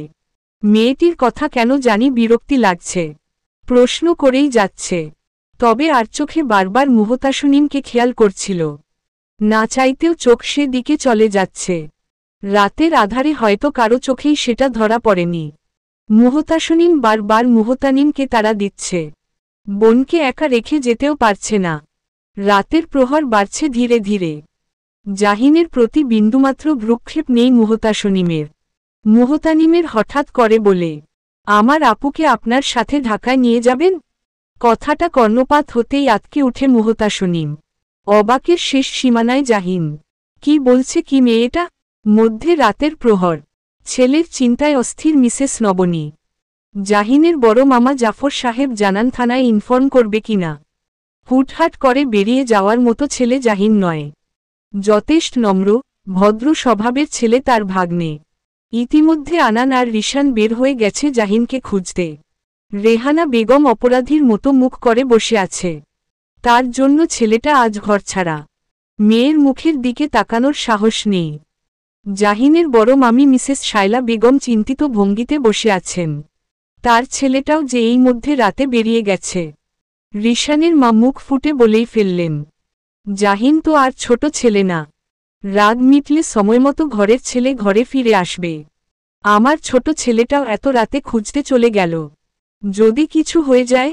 রেহানা বেগম কণ্ঠে রাগ নিয়ে বললেন, রিতা তুমি সবসময় একটু বেশিই ভাইবা ফেলো। তোমার রিশানও তো ছোট না। মাঝে মাঝে মেলা দেরি কইরা ঘরে ফিরে না? তখন তোমার এই টেনশন কই যায়? মা কথা যতই পেঁচান আপনি সব দোষ কিন্তু আপনার। কি দরকার ছিল ছেলেটাকে এত রাগিয়ে দেওয়ার? পরিস্থিতি সামলাতে শায়লা বেগম বললেন, আচ্ছা একবার কল করে দেখি ওরা জাহিনকে পেল কিনা। বোন মজা করুক আর যাই করুক কথাটা ভীষণ রকম রাগিয়ে দিয়েছে মুহতাসনিমকে। দিকবেদিক না তাকিয়ে মুহতানিমের গালে ঠাস করে চর বসিয়ে দিল মুহতাসনিম। রাগে গা কাঁপছে। কখন থেকে বোঝাচ্ছে চলে আসতে। এই মধ্যে রাতে অচেনা অপরিচিত একটা লোকের সাথে কথা বলা নিশ্চয়ই শোভা পায় না। তার উপর কথার লাগাম ছেড়ে বেরিয়ে গেছে মুহতানিম। গালে হাত রেখে নিষ্পলক মুহতাসনিমের দিকে তাকিয়ে আছে মুহতানিম। খানিকটা চমকে গেছে জাহিনও। ওদের দু বোনের কানকারখানা কিছুই মাথাতে প্রবেশ করছে না। মুহতাসনিম আর একটা মুহূর্তের জন্য দাঁড়াল না। টেনে হিচড়ে মুহতানিমকে নিয়ে গড়ের ভেতর চলে যায়। হতভম্ব হয়ে তাকিয়ে থাকে জাহিন। রাগান্বিত মুহতাসনিমের মুখখানি নিকষ অন্ধকারের মিশেলে বেশ মায়াবী লাগছিল। নৈশ প্রহর তখন শেষ ভাগে নেমে এসেছে। বৃষ্টি কমে এসেছে সেই কখন। ইলশেগুড়ি বৃষ্টি ঝরছে এখন। পরনে টি শার্ট ভিজে চুপচুপ হয়ে আছে জাহিনের। হালকা মৃদুমন্দ বাতাসে শরীর কাটা দিয়ে উঠছে যেন। মাথায় বোঝা চাপিয়ে দেওয়ার মতো অনুভূতি। এক্ষুনি জাহিনকে বাসায় ফিরতে হবে, নয়তো কেলেঙ্কারি ঘটে যাবে। রুমে এসে তোয়ালে নিয়ে মুহতানিমের মাথা মুছিয়ে দিতে থাকে মুহতাসনিম। কিঞ্চিত রাগ নিয়ে গাল ফুলিয়ে বসে আছে মুহতানিম। কি কারণে মুহুপু চর লাগালো তাকে? আপুর ভালোর জন্যই তো কথাটা বলেছিল মুহতানিম। আলতো হাতে মুহতানিমের দুগালে হাত রাখে মুহতাসনিম। চোখ দুটো জলে ভাসা। আমার দিকে তাকা মুনা। খুব কষ্ট হয়েছে না রে? মোটেও না, আমি তোমার ভালোর জন্যই বলেছি আপু। আমি চাই না ওই বয়স্ক লোকটার সাথে তোমার বিয়ে হোক। তাই বলে একটা অচেনা ছেলের হাতে তুলে দিবি আমায়? লোকটা যে ভালো তার গ্যারান্টি কি? তোর কথা শুনে লোকটা নিশ্চয়ই ভেবেছে তুই একটা বদ্ধ পাগল। তুই বলবি আর অমনি লোকটা আমায় তার সাথে করে নিয়ে যাবে? হ্যাঁ, আমি পাগল। তোর ভালো চাইতে আমি সব করতে পারবো। তাছাড়া লোকটাকে দেখে খারাপ মনে হয়নি আমার। দেখতে পাচারকারী মনে হয় না। বাহিরটা দেখে কাউকে বিচার করা যায় না মুনা। এতই ভালো হলে এই গভীর রাতে এখানে দাঁড়িয়ে থাকতো না। দাঁড়ানোর কারণটা তো বলল লোকটা। তবুও ভয় পাচ্ছিলিস তুই? মুহতাসনিম কয়েক সেকেন্ড চুপ থেকে বলে, আমি আগেও দেখেছি ওনাকে। বেশ চমকে উঠে মুহতানিম। কোথায়, কবে, কখন? সেদিন রাতে জ্বলন্ত সিগারেট হাতে একটা ছেলেকে দেখতে পাই আমি। চেহারা অত খেয়াল করিনি আমি। এখন আমি পুরোপুরি ক্লিয়ার, সেদিনের লোকটা এই লোকই ছিল। তার মানে লোকটা তোর জন্যই এসেছিল আবার। বাজে বকিস না, ঘুমো যা। ঘটা করে আলো পড়েছে বাহিরে। নবনীর চোখে একরত্তি ঘুম নেই। ভোর থেকে ছেলের মাথায় জলপট্টি দিয়ে যাচ্ছেন। গাটা এখনো গরম। জ্বর নামতে চাইছে না কিছুতেই। ঔষধ খাওয়ানো হয়েছে সেই কখন। ছেলে তার বেঘরে পড়ে আছে। পায়ের কাছে বসে আছে রেহানা বেগম। কাল ভোর রাতে ভেজা গায়ে বাড়ি ফিরেছিল জাহিন। নিশ্চয়ই ছেলেটা অনেকক্ষণ যাবৎ ভিজছিল, নয়তো এত জ্বর আসার কথা না। শায়লা বেগম এটা ওটা কত কিছু রান্না করে নিয়ে এসেছেন। কিছুই খাওয়ানো গেল না জাহিনকে। বাধ্য হয়ে হসপিটালে কল করে নবনী। সকাল থেকে ঘর পরিষ্কার করার কাজে ব্যস্ত হয়ে পড়েছে পারুল বেগম। ছেলের বাড়ির লোকেরা জানায় তারা আজই এসে বিয়ে পড়িয়ে যাবে, তারপর ভালো একটা দিন দেখে তারা মুহতাসনিমকে ঘরে তুলবে। এটা যেহেতু ছেলের দ্বিতীয় বিয়ে, তাই এত ঘটা করে করার ইচ্ছে নেই তাদের। কোনোরকম বউ ঘরে তুলতে পারলেই হল। মুহতাসনিমকে আজ একটা কাজেও হাত লাগাতে দেয়নি পারুল বেগম। সব নিজেই সারছেন। তুখোর মেজাজ নিয়ে বসে আছে মুহতানিম। ইচ্ছে করছে সবকিছু জ্বালিয়ে পুড়িয়ে খাক করে দিক। কালকেই দেখতে এলো আর আজই বিয়ে। হাতের মোয়া পেয়েছে তারা। সবচেয়ে বেশি রাগ হচ্ছে তার মুহুপুর উপর। সে কেন এর প্রতিবাদ জানাচ্ছে না? পারুল বেগম বার কয়েক তারা দেয় মুহতাসনিমকে। তাড়াতাড়ি গোসল সেরে রেডি হ মুহু। আজকে পার্লারে যাবি মুনার সাথে। শত হোক তুই তো আমার মেয়েই বল। আমাদের কি শখ আহ্লাদ নেই? তাদের ছেলের না হয় দ্বিতীয় বিয়ে, আমাদের মেয়ের তো আর না। মুহতানিম জবাব দেয়, বিবাহিত একটা পুরুষের সাথে আপুর বিয়ে দিবে কেন মা? কপট রাগ দেখিয়ে বলে পারুল বেগম। তুই আজকের দিনেও মাইর খাইস না মুনা। ছেলে বেটাদের আবার বয়স কিসের? কত বড় বাড়ির সম্বন্ধ জানিস? রাজরানী হয়ে থাকবে আমাদের মুহুটা। দুপুর গড়িয়ে বিকেল হতে চলল। জাহিনের জ্বর অনেকটা নেমে গেছে। সারাদিনে ছেলের জন্য কিচ্ছুটি মুখে তুলেনি নবনী। খাবার প্লেট নিয়ে জাহিনের সম্মুখে বসে আছেন তিনি। ছেলে নিয়ে একবারে খাবেন। কোথাও যাওয়ার জন্য বেশ তাড়াহুড়া করছে জাহিন। ছেলের তাড়াহুড়ো দেখে নবনী বলেন, এই সবগুলো খাবার এখন শেষ করবি, তারপর বের হবি। মামনি হসপিটাল থেকে কল এসেছে, আমাকে এক্ষুনি বের হতে হবে। একটু হলেও খেয়ে যাবি। করুণ চোখে মায়ের দিকে তাকিয়ে আছে জাহিন। মায়ের কথা ফেলবার সাধ্য নেই। বাধ্য ছেলের মতো বসে পড়ে খেতে। পার্লারে সাজছে মুহতাসনিম। পাশে মুহতানিম বসে আছে। চোখ দুটো তার জলে ভেজা। সকাল থেকে মুহতানিমের সাথে একটা কথাও বলেনি মুহতাসনিম। ভেতরটা কষ্টে ফেটে যাচ্ছে মুহতানিমের। পারুল বেগমের কল আসে। তিনি ফোনের ওপাশ থেকে তাড়া দিতে থাকেন। বরপক্ষ এসে বসে আছে সেই কখন। এক্ষুনি ফিরছে বলে ফোন রেখে দেয় মুহতানিম। চোখ দুটো মুছে এগিয়ে আসে। মুহতাসনিমের প্রায় সাজা শেষ। পার্লারের বিল পরিশোধ করে বেরিয়ে আসে দুজন। রিকশায় পাশাপাশি বসে আছে দু বোন। মনে আর এই বিষাক্ত চিন্তা আনতে পারছে না মুহতাসনিম। কি হবে তার নিয়তিতে? ভাগ্য এত নিষ্ঠুর হয় কেন? আচমকা মুহতাসনিমের দুহাত চেপে ধরে মুহতানিম। কান্না ভেজা ভাঙা কণ্ঠে বলে, আপু প্লিজ তুই এ বিয়েটা করিস না। আমার সাথে তো কথাও বলছিস না তুই। আমার এই একটা কথা রাখো। জীবনে আর কিছু চাই না তোর কাছে। কোনো হেলদোল নেই মুহতাসনিমের। আর মাত্র কয়েকটা ঘন্টা তারপর জীবন পাল্টে যাবে পুরোপুরি। মুহুপু, আমি জানি তুই এ বিয়েতে রাজি নস। আপু, তুই পালিয়ে যা। এই নরকে থাকতে হবে না তোকে। এতক্ষণে মুহতানিমের কথার জবাব দেয় মুহতাসনিম। সন্ধ্যার প্রহর কেটে রাত নেমেছে। ধোয়া উঠা কফির মগ হাতে নিয়ে জানালার পাশে দাঁড়িয়ে আছে জাহিন। সারাদিনের ডিউটি শেষে এক কাপ হট কফি পুরো দিনের ক্লান্তিকে নিমিষে বিলীন করে দেয় যেন। আজকে আর নাইট ডিউটি নেই জাহিনের। বাহিরে ভালোই বাতাসের তোড় বেড়েছে। বৃষ্টি নামবে যে কোনো সময়ে। বাসার গাড়িটা আজ সঙ্গে করেই নিয়ে এসেছে জাহিন। হুট করে ফোনটা বেজে উঠে। ফোন ধরতেও যেন আলসেমি। অনবরত বেজেই যাচ্ছে ফোনটা। ডাক্তারদের তো আর রাত বিরেতে কফি হাতে প্রকৃতি উপভোগ করতে নেই। না চাইতেও ফোন রিসিভ করে জাহিন। ফোনের ওপাশে কেউ একজন জানায় ইমার্জেন্সি, একবার তাদের হসপিটালে যেতে হবে জাহিনকে। বাকি কথা শেষ হতেই ফোন কেটে যায়। আধো খাওয়া কফির মগটা ফেলে এপ্রন হাতে বেরিয়ে যায় জাহিন। তার উপভোগ্য সময়ের চেয়ে একজন মানুষের জীবন নিশ্চয়ই অধিক মূল্যবান। এদিকে দমকা হাওয়া বাড়ছে, বিদ্যুৎ চমকাচ্ছে বেশ। আবহাওয়ার অবস্থাও ভালো নয়। গাড়ির সিটে পড়ে থাকা ফোন অনবরত বাজছে জাহিনের। স্ক্রিনে নাম ভেসে আছে মা মনি। ফোন তুলবার সময় কই তার। রাস্তা অনেকটা ফাঁকা বিধায় সামান্য গতি বৃদ্ধিতে গাড়ি চালাচ্ছে জাহিন। মিসেস নবনী বেশ ভালো করেই জানেন আজকে ছেলের ডিউটি নেই কোথাও। আকাশের অবস্থাও ভালো নয়, যে কোনো সময় বর্ষণ হবে। ঘরের সবার খাওয়া হয়ে গেলেও বাকি রয়ে গেলেন নবনী। খাবার প্লেট সামনে নিয়ে বসে আছে ছেলের অপেক্ষায়। রেহানা বেগম বার কয়েক খাবার সাধেন মেয়েকে। বারবার নবনী জানায় জাহিন না আসা অবধি খাবে না। রেহানা বেগম কপট রাগ দেখিয়ে বলেন, যে চাকরিতে মায়ের এত টেনশন হয়, দরকার কি ওই চাকরি করার? এটা জাহিনের ছোটবেলার স্বপ্ন মা। আমি মা হয়ে কি করে ওর স্বপ্নে বাধা দেই বলো? খুব যে ভালা কিছু বানাচ্ছিস ছেলেটারে তা কিন্তু নয়। এই ডাক্তার ফাক্তার আমার ভালা লাগে না। ডাক্তাররা মানুষ হয় নাকি? আমার দুই চক্ষের বিষ হইল এই ডাক্তার। বসে থাকা নবনী দীর্ঘশ্বাস ফেলে। ভেতরটা ফুলে উঠে কষ্টে। সবকিছু সবসময় যে একই ঘটবে তা তো নয়। সবাই কিন্তু এক নয় মা। সবাইকে এক পাল্লায় মাপা যায় না। জাহিনের শরীরে ডাক্তারের রক্ত বইতাছে, স্বভাবটা তো সেরকমই পাইব।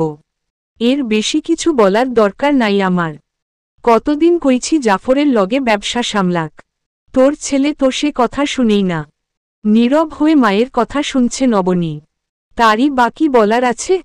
ইমার্জেন্সি পেশেন্ট দেখতে এসে থমকে দাঁড়িয়ে আছে জাহিন। এক মুহূর্তের জন্য সবটা কেমন ঘোলাটে লাগছে চোখের সামনে। আদৌ কি সব ঠিক দেখছে জাহিন? একবার হাত ঘড়িটার দিকে চোখ বুলায় জাহিন।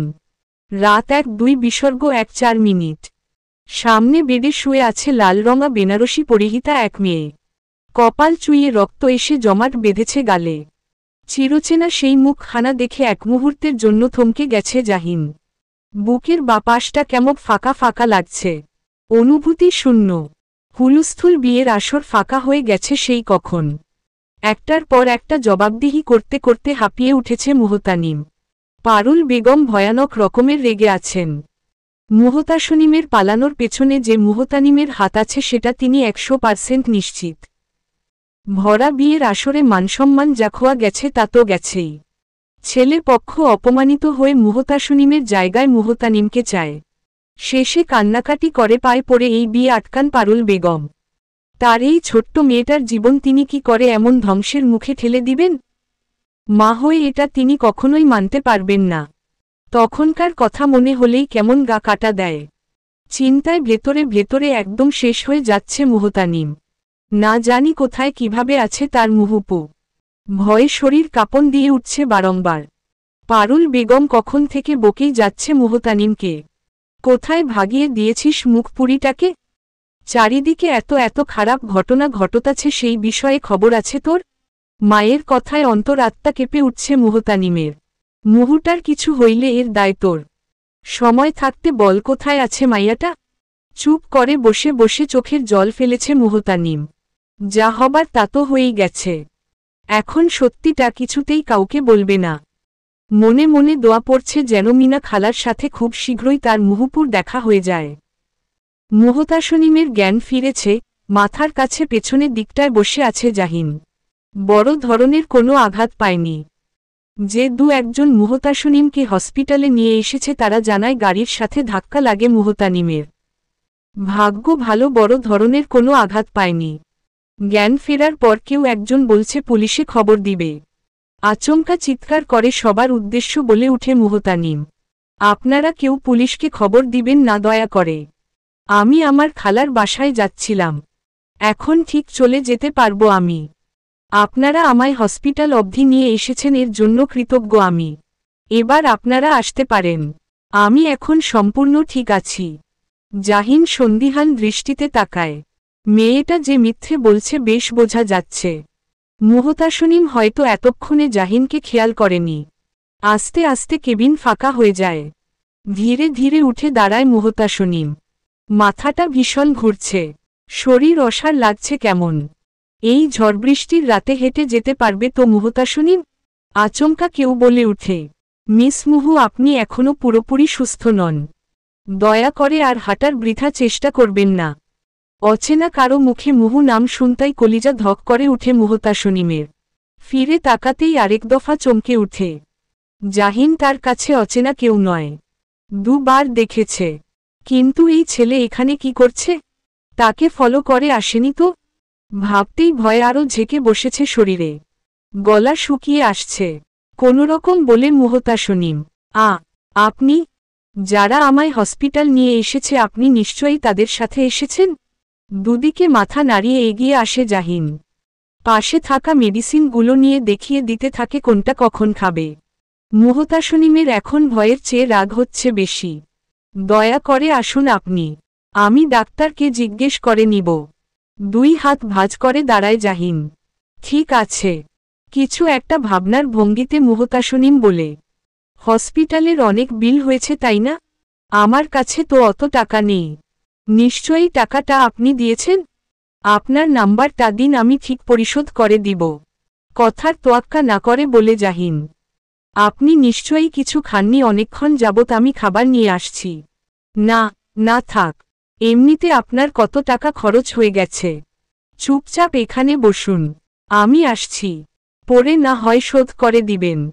মুহতাসনিম ভাবছে না খেয়ে তো আর ঔষধ খাওয়া যাবে না, পরে তো শোধই করে দিবে। অগত্যা বাধ্য মেয়ের মতো বসে থাকে। মিনিট 10 পরে খাবার নিয়ে আসে জাহিন। খাবারগুলো দেখে কেমন ভয় লাগছে মুহতাসনিমের। যদি ছেলেটা খাবারে কিছু মিশিয়ে নিয়ে আসে? না না, কিছুতেই এই খাবার খাওয়া যাবে না। কিছুক্ষণের মধ্যেই নার্স আসে। জাহিনের উদ্দেশ্য বলে, স্যার এখন কোন কোন মেডিসিন দিতে হবে? আমি দিয়ে দিব, আপনি আসুন। আচ্ছা স্যার, দরকার পড়লে ডাকবেন আমায়। আবারও ফোন বেজে উঠে জাহিনের। এবার আর এড়িয়ে যাওয়া যাবে না। তড়িঘড়ি করে ফোন রিসিভ করে জাহিন। হ্যাঁ মা মনি বলো, আমি কখন থেকে তোর আশায় বসে আছি বলতো। আজকে তো তোর ডিউটি নেই, তাহলে বাসায় ফিরবি কখন? জরুরি ডিউটি পড়ে গেছে মামনি, আজকে আর আসতে পারবো না, হসপিটালেই থাকতে হবে। আমি সকালেই বাড়ি পৌঁছে যাব। দীর্ঘশ্বাস ফেলে ফোন কেটে দেয় নবনী। মুহতাসনিম বুঝতে পারে জাহিনী হচ্ছে ডাক্তার। এতটা বোকা সে কি করে হলো? এতটা অবিশ্বাস করছিল এই লোকটাকে। আশ্চর্যের বিষয় হলো জাহিন একবারও কোনো আউট বা ব্যক্তিগত প্রশ্ন করেনি। অন্য কেউ হলে নিশ্চয়ই হাজারটা প্রশ্ন করে বসত তার এই সাজসজ্জার জন্য। মুহতাসনিম নিজে থেকেই বলে, আসলে খালার মেয়ের বিয়ে, তাই সেজে গুজে। কথা থামিয়ে দেয় জাহিন। অযথা মিথ্যা বলার প্রয়োজন নেই। আমি কিছু জানতে চাইনি আপনার কাছে। পরবর্তীতে আর একটাও কথা বাড়ায়নি মুহতাসনিম। খাওয়া ঔষধের বাহিরে আর একটাও কথা বলেনি জাহিন। সময়মতো মেডিসিন দিয়ে বেরিয়ে আসে। ভোরের আলো ফুটেছে বাহিরে। জানালা গলে কিছুটা চোখে আসতেই ঘুম কেটে যায় জাহিনের। শেষ রাতে চোখ লেগে গিয়েছিল মনে হয়। মুহতাসনিমকে মাঝে 2 বার দেখে এসেছে। ঘুমুচ্ছিল মেয়েটা। হঠাৎ একজন নার্স আসে হন্তদন্ত হয়ে। স্যার, কালকে আপনার পরিচিত যে মেয়েটাকে অ্যাডমিট করা হয়েছে ওই মেয়েটা নেই। কোথাও নেই, মনে হয় পালিয়েছে। মাথাটা ধরেছে জাহিনের। এই মুহূর্তে এক কাপ কফির ভীষণ প্রয়োজন। মস্তিষ্ক ফাঁকা লাগছে। যে মেয়েটার জন্য রাতে বাড়ি ফিরল না জাহিন, ইচ্ছে করলে চলে যেতে পারত। মেয়েটা এমন অকৃতজ্ঞের মতো কাজ করবে ভাবতেও পারেনি জাহিন। খুব তো বড় মুখ করে বলেছিল জাহিনের সব টাকা শোধ করে দিবে।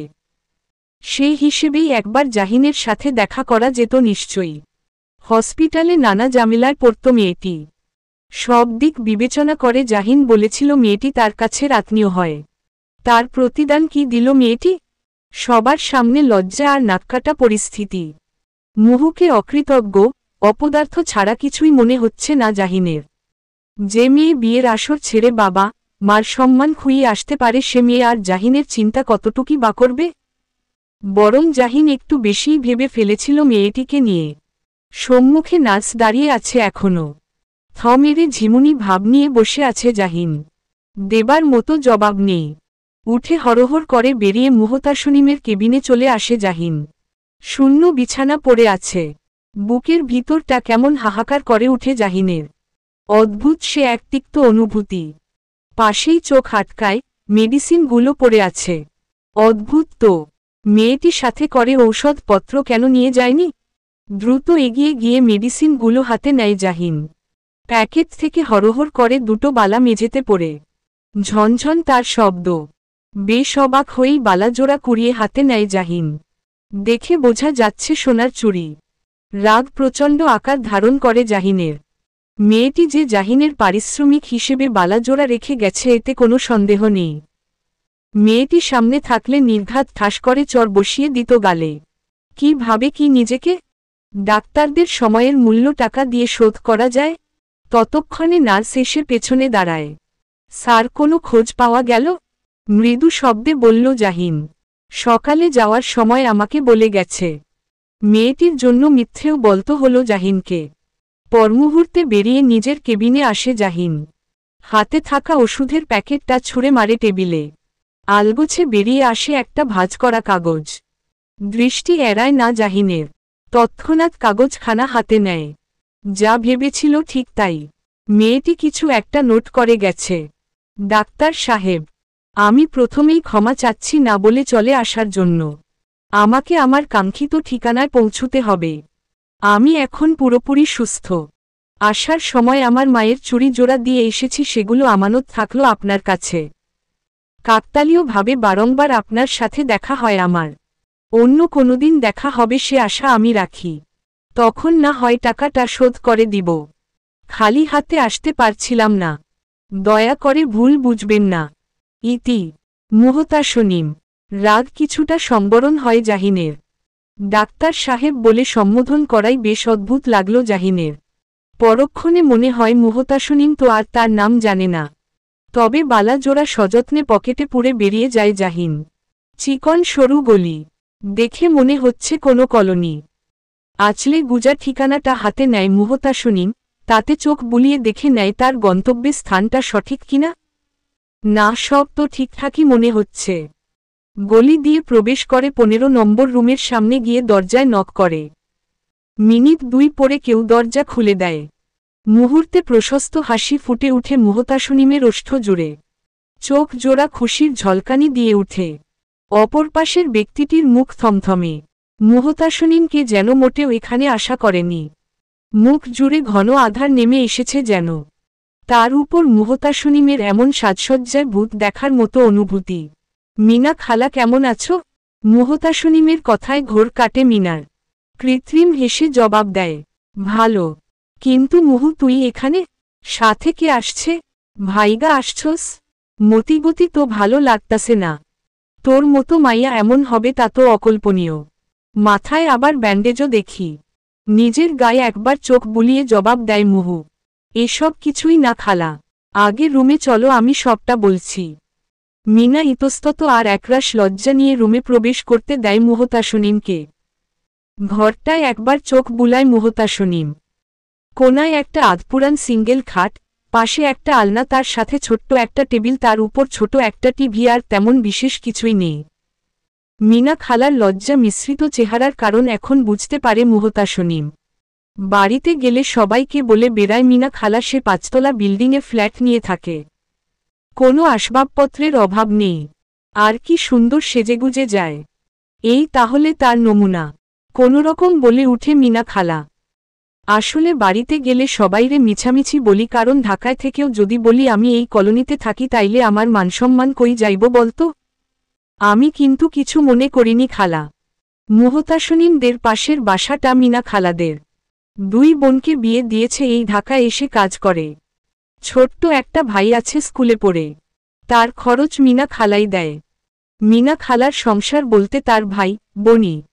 বিয়ের 1 বছর পর খালাকে রেখে তার স্বামী দ্বিতীয় বিয়ে করেন। সেই থেকে খালা সংসারের সব মায়া ত্যাগ করে চলে আসেন। নতুন করে হয়তো পারেনি স্বপ্ন সাজাতে। থাক না, জীবন যার যার মতো। দিন শেষে খুশি আর একটুখানি সুখটাই যে আসল। এখন তোর ঘটনা বলতো।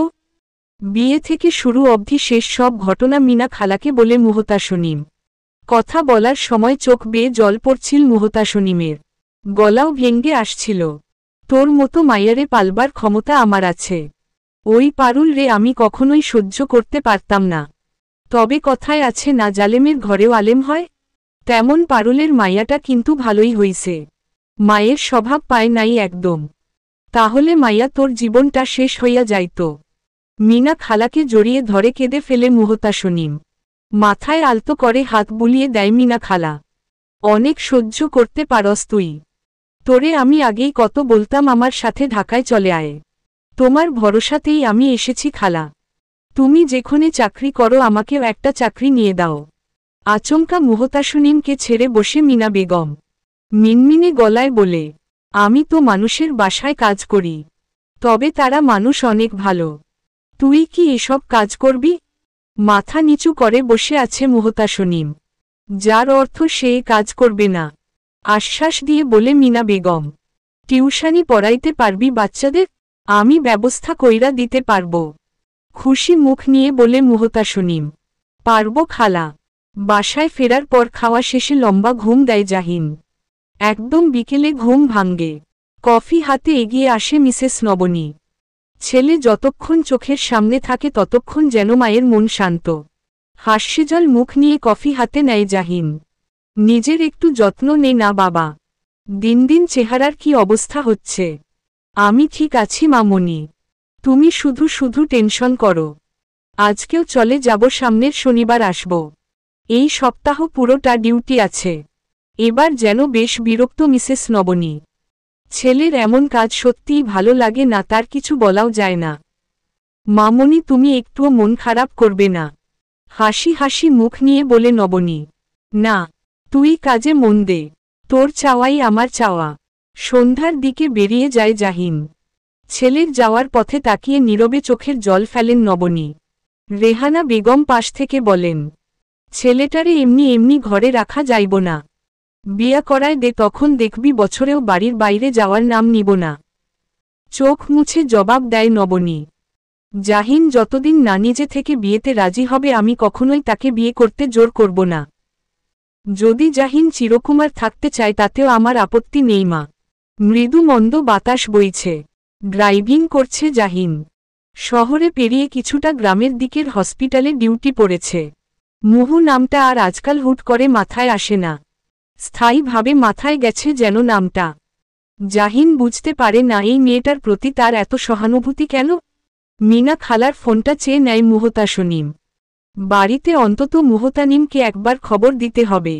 মেয়েটা নিশ্চয়ই অনেক টেনশন করছে। বিছানার উপর পড়ে থাকা ফোনটা বেজে উঠতেই হুড়মুড়ি খেয়ে উঠে গিয়ে রিসিভ করে মুহতানিম। ওপাশ থেকে কণ্ঠস্বর শুনে চিনতে একটুও ভুল হল না। আপু কই তুই, ঠিক আছিস? উত্তেজিত মুহতানিম কণ্ঠস্বর কাঁপিয়ে বারংবার জিজ্ঞেস করে যাচ্ছে। এপাশ থেকে একটুখানি হেসে জবাব দেয় মুহতাসনিম, হ্যাঁ অনেক ভালো। মিনা খালার কাছে যখন আছি তখন তো ভালোই থাকবো বল। বাসার অবস্থা কি? সব ঠিক আছে। ছেলেপক্ষ ভীষণ ক্ষেপেছিল। ওই বুড়া তো আমাকে বিয়ে করতে চেয়েছিল। মুনার কথায় কলিজা ধক করে উঠে মুহতাসনিমের। তারপর আর কি মা কান্নাকাটি করে এই বিয়ে আটকায়। পায়ে পর্যন্ত পড়ে তাদের 7 দিনের সময় দিয়ে যায় তারা। এর মধ্যে তোকে খুঁজে আনতে বলে ফুস করে দম ছাড়ে মুহতাসনিম। এ জীবনে আর সে ফিরছে না বাড়িতে। জীবন তাকে অনেক যন্ত্রণা দিয়েছে। বাকি জীবনটা না হয় তার একারই লড়াই হোক। আচ্ছা রাখি রে মুনা। 2 ঘন্টার পথ পাড়ি দিয়ে কাঙ্ক্ষিত গন্তব্যে আসে জাহিন। মাকে ফোন করে জানিয়ে দেয় ঠিকঠাকভাবে পৌঁছেছে। আকাশে টিপটিপ তারারা জ্বলজ্বল করছে। পুরো আকাশ যেন আজ স্বচ্ছ নীল কাচের ন্যায়। মস্ত বড় এক চাঁদ ঝুলে আছে তার বুকে। প্রকৃতির কি অদ্ভুত সৌন্দর্য! সবটাই খুঁটিয়ে খুঁটিয়ে দেখছে মুহতাসনিম। পাশে মিনা খালা বেঘরে ঘুমাচ্ছে। নানা চিন্তায় তখন কল্পনার রাজ্যে বিচরণ করছে মুহতাসনিম। ভোর সকালে ফিরে আসার সময় একটিবার জাহিনের কেবিনে উকি দিয়েছিল। কি অদ্ভুত মায়াবী মুখ! ঘুমন্ত লোকটাকে অনেকটা বেশি সুন্দর লাগছিল। কয় মিনিট ওভাবে দাঁড়িয়েছিল মুহতাসনিম মনে নেই। পরক্ষণেই তো ফিরে এসে এই চিঠিখানা আর মায়ের শেষ স্মৃতি বালাজোড়া রেখে আসে। দ্বিতীয়বার যে এই লোকটার সাথে দেখা করতেই হবে। কোথাও একটু ক্ষীণ আশা নিয়েও বালাজোড়া রেখে আসে মুহতাসনিম। তবে কেন দেখা করতে হবে লোকটার সাথে? পাওনা শোধ করতে? কি জানি, বাকিটা আর ভেবে পায় না মুহতাসনিম। পরক্ষণে মিনা খালার পাশে এসে শুয়ে পড়ে। ঘড়ির কাঁটা রাত 2টোতে। মাত্রই ইমার্জেন্সি পেশেন্ট দেখে এসেছে জাহিন। গা থেকে শার্ট খোলার সময় পকেটে চুড়ি জোড়া রিনঝিন করে ভেজে ওঠে। পরক্ষণেই বের করে হাতে নেয় জাহিন। বেশ পুরানো বালা জোড়া। মেয়েটি কেন এই বালা জোড়া রেখে গেল ভেবে পায় না জাহিন। অন্য উপায়ও তো অবলম্বন করতে পারত। তবে মেয়েটির আত্মসম্মান বোধ ভালোই আছে। খালি হাতে অন্তত যায়নি। কিন্তু বালা জোড়া কিভাবে ফেরত নিবে? এতটা সিউর কি করে হলো যে আমার সাথে তার পুনরায় আবার দেখা হবে? সকাল সকাল আলতাফ মিয়ার বাড়িতে নানা লোকের ভিড়। তাদের বেশিরভাগ ফুলের গহনার অর্ডার করতে এসেছে। সবাইকেই খালি হাতে ফেরাতে হচ্ছে। মুহতাসনিমকে ছাড়া কে এত গহনা বানাবে? মুহতানিম তো আর সবটা কাজ এখনও রপ্ত করতে পারেনি। কপালে হাত ছাড়া আর কোনো উপায় নেই আলতাফ মিয়ার। সোনার ডিম পাড়া হাঁসটা যেন হাতছাড়া হয়ে গেল। পাশে পারুল বেগম নীরব চুপচাপ সবটা দেখছেন। তার জন্যই আজ এসব হয়েছে। সংসারের হাল এখন কে ধরবে? মুহতাসনিমকে ছাড়া তো একদম অসহায়। পুরো সংসারের দায়িত্ব যে মুহতাসনিমের কাঁধে ছিল। সকাল সকাল মিনা খালা গেছে টিউশনির খোঁজে। যাবার আগে তার কাজের গন্তব্যে স্থানের ঠিকানা দিয়ে গেছে মুহতাসনিমকে। সে মোতাবেক পৌঁছে গিয়ে তাদের জানাতে হবে মিনা খালা আজ কাজে যাবে না এবং কালকেও মিস যেতে পারে। আজকে মাসের শেষ দিন, বেতনের আশায় মুহতাসনিমকে পাঠায় মিনা বেগম। মুহতাসনিম তার খালার কথা অনুযায়ী চলে আসলো কাঙ্ক্ষিত ঠিকানায়। ঠিকানাটা হাতে নিয়ে একবার চোখ বুলায়, হ্যাঁ ঠিক জায়গাতেই এসেছে। সামনে 5 তলা বিল্ডিং, বিশাল গেইটের বাড়ি। অচেনা কেউ প্রবেশ করতেও যেন দুবার ভাববে। এগিয়ে গিয়ে দারোয়ানকে পরিচয় দেয় মুহতাসনিম। দারোয়ান বাসার ভেতরে কল করে প্রবেশ করতে দেয় মুহতাসনিমকে। মুহতাসনিম সিঁড়ির কাছে আসতেই দেখে কম বয়সী এক যুবক বেরিয়ে যাচ্ছে। ছেলেটা হুট করে থেমে যায় মুহতাসনিমকে দেখে। চোখ জোড়া কেমন কুঞ্চিত করে তাকায়, পরক্ষণে আবার বেরিয়ে চলে যায়। ব্যাপারটা অদ্ভুত লাগে মুহতাসনিমের। 3 তলায় উঠে কলিং বেল বাজিয়ে দাঁড়িয়ে আছে মুহতাসনিম। মিনিট 5 পর এক মধ্যে বয়স্ক মহিলা দরজা খুলে দেন। মুহতাসনিমকে দেখেই প্রশ্ন ছোড়েন, এই সাত সকালে কি চাই? খানিকটা ইতস্তত ভঙ্গিতে বলে মুহতাসনিম, মিনা খালা পাঠিয়েছে আমাকে। আসলে খালা আজকে কাজে আসতে পারবে না, কালকেও না আসতে পারে। মহিলাটি কপট রাগ দেখিয়ে বললেন, এই হচ্ছে আজকালকার কাজের লোকদের অবস্থা। বেতন নেওয়ার সময় তো 1 পয়সাও ছাড় চাই না। মুহতাসনিমের কাছে মহিলাটিকে ভীষণ কর্কশ প্রকৃতির লাগল। মনে মনে ভেবে নিল সে টিউশনি পেলে এখানে আর খালাকে কাজ করতে দিবে না। খালা তো খুব বড় মুখ করে বলেছিল তারা মানুষ খুব ভালো। এই হচ্ছে ভালো মানুষের নমুনা। ততক্ষণে পাশে আরও একজন মহিলা এসে দাঁড়ায় মুহতাসনিমের উদ্দেশ্যে বলে, তা তুমি যখন এসেছ তাহলে কাজটা তুমিও তো করে দিয়ে যেতে পারো। চোখ জোড়া এবার জলে চিকচিক করছে মুহতাসনিমের। তার চেনা জগতের বাহিরেও যে খারাপ মানুষ বাস করে। চুপচাপ ঠায় দাঁড়িয়ে আছে। আগের মহিলাটা বলল, চিনি না জানি না হুট করে বাড়িতে ঢুকতে দিব নাকি? বলেই ঠাস করে দরজা লাগিয়ে দিল। বিষয়টা ভীষণ লজ্জাজনক লাগল মুহতাসনিমের। নিঃশব্দে হেঁটে চলে আসছিল পরক্ষণে কেউ একজন দরজা খুলে ডাকল মুহতাসনিমকে। এই মেয়ে শুনো। মুহু ঘুরে তাকাতেই দেখল বেশ সুন্দরী এক মধ্যে বয়স্কা মহিলা দাঁড়িয়ে। বয়সের ভার যেন তার রূপের আড়ালে চাপা পড়ে গেছে। যুবতী থাকতে ইনি যে কতটা রূপবতী ছিলেন তা বেশ ভালোভাবেই আন্দাজ করা যাচ্ছে। তবে মহিলাটিকে খুব চেনা লাগছে মুহুর কাছে।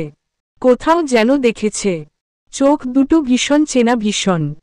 মিনা খালার বেতনটা নিয়ে যাও। না থাক, আমি বাহিরের মানুষ, আমার হাতে দেওয়ার দরকার নেই।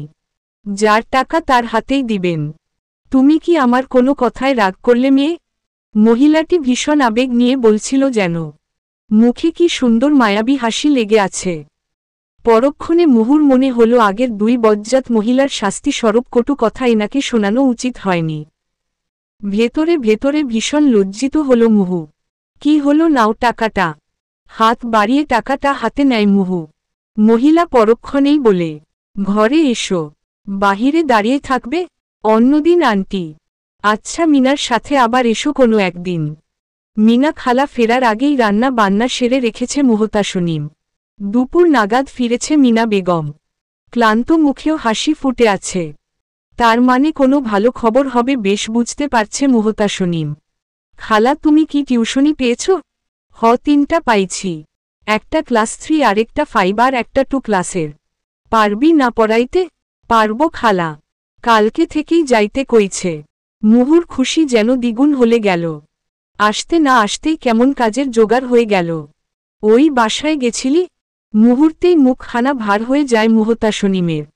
এমন বাসায় কাজ করো কেন খালা? যাদের ব্যবহার হিংস্র পশুর মতো। আমি কাজে পুরোপুরি মনোযোগ দেই, তখন আর তোমাকে কাজ করতে হবে না। কি বলিস? ওই বাড়িতে একজনই একটু কটু কথা বলে, সেটা হলো ছোট ম্যাডাম, মানে ওই বাড়ির ছোট বউ।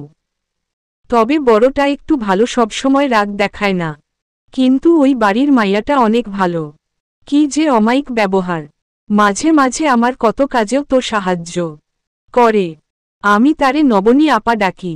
ওহ, উনি তবে ডেকে তোমার বেতন দিয়েছিল। দেখতে খুব সুন্দর। বিয়ে হয়নি বোধহয় এখনো, তাই না খালা? হইছে। নবনী আপার একটা ছেলে আছে, নাম হইল জাহিন। সে আবার ডাক্তার। মাসের 2 দিনও মনে হয় বাড়িতে থাকে না। হুট করে স্তব্ধ হয়ে যায় মুহতাসনিম। ডাক্তার শব্দটা কেমন ঝংকার দিয়ে উঠে কানে। তার চেনা সেই ডাক্তারটা নয়তো আবার?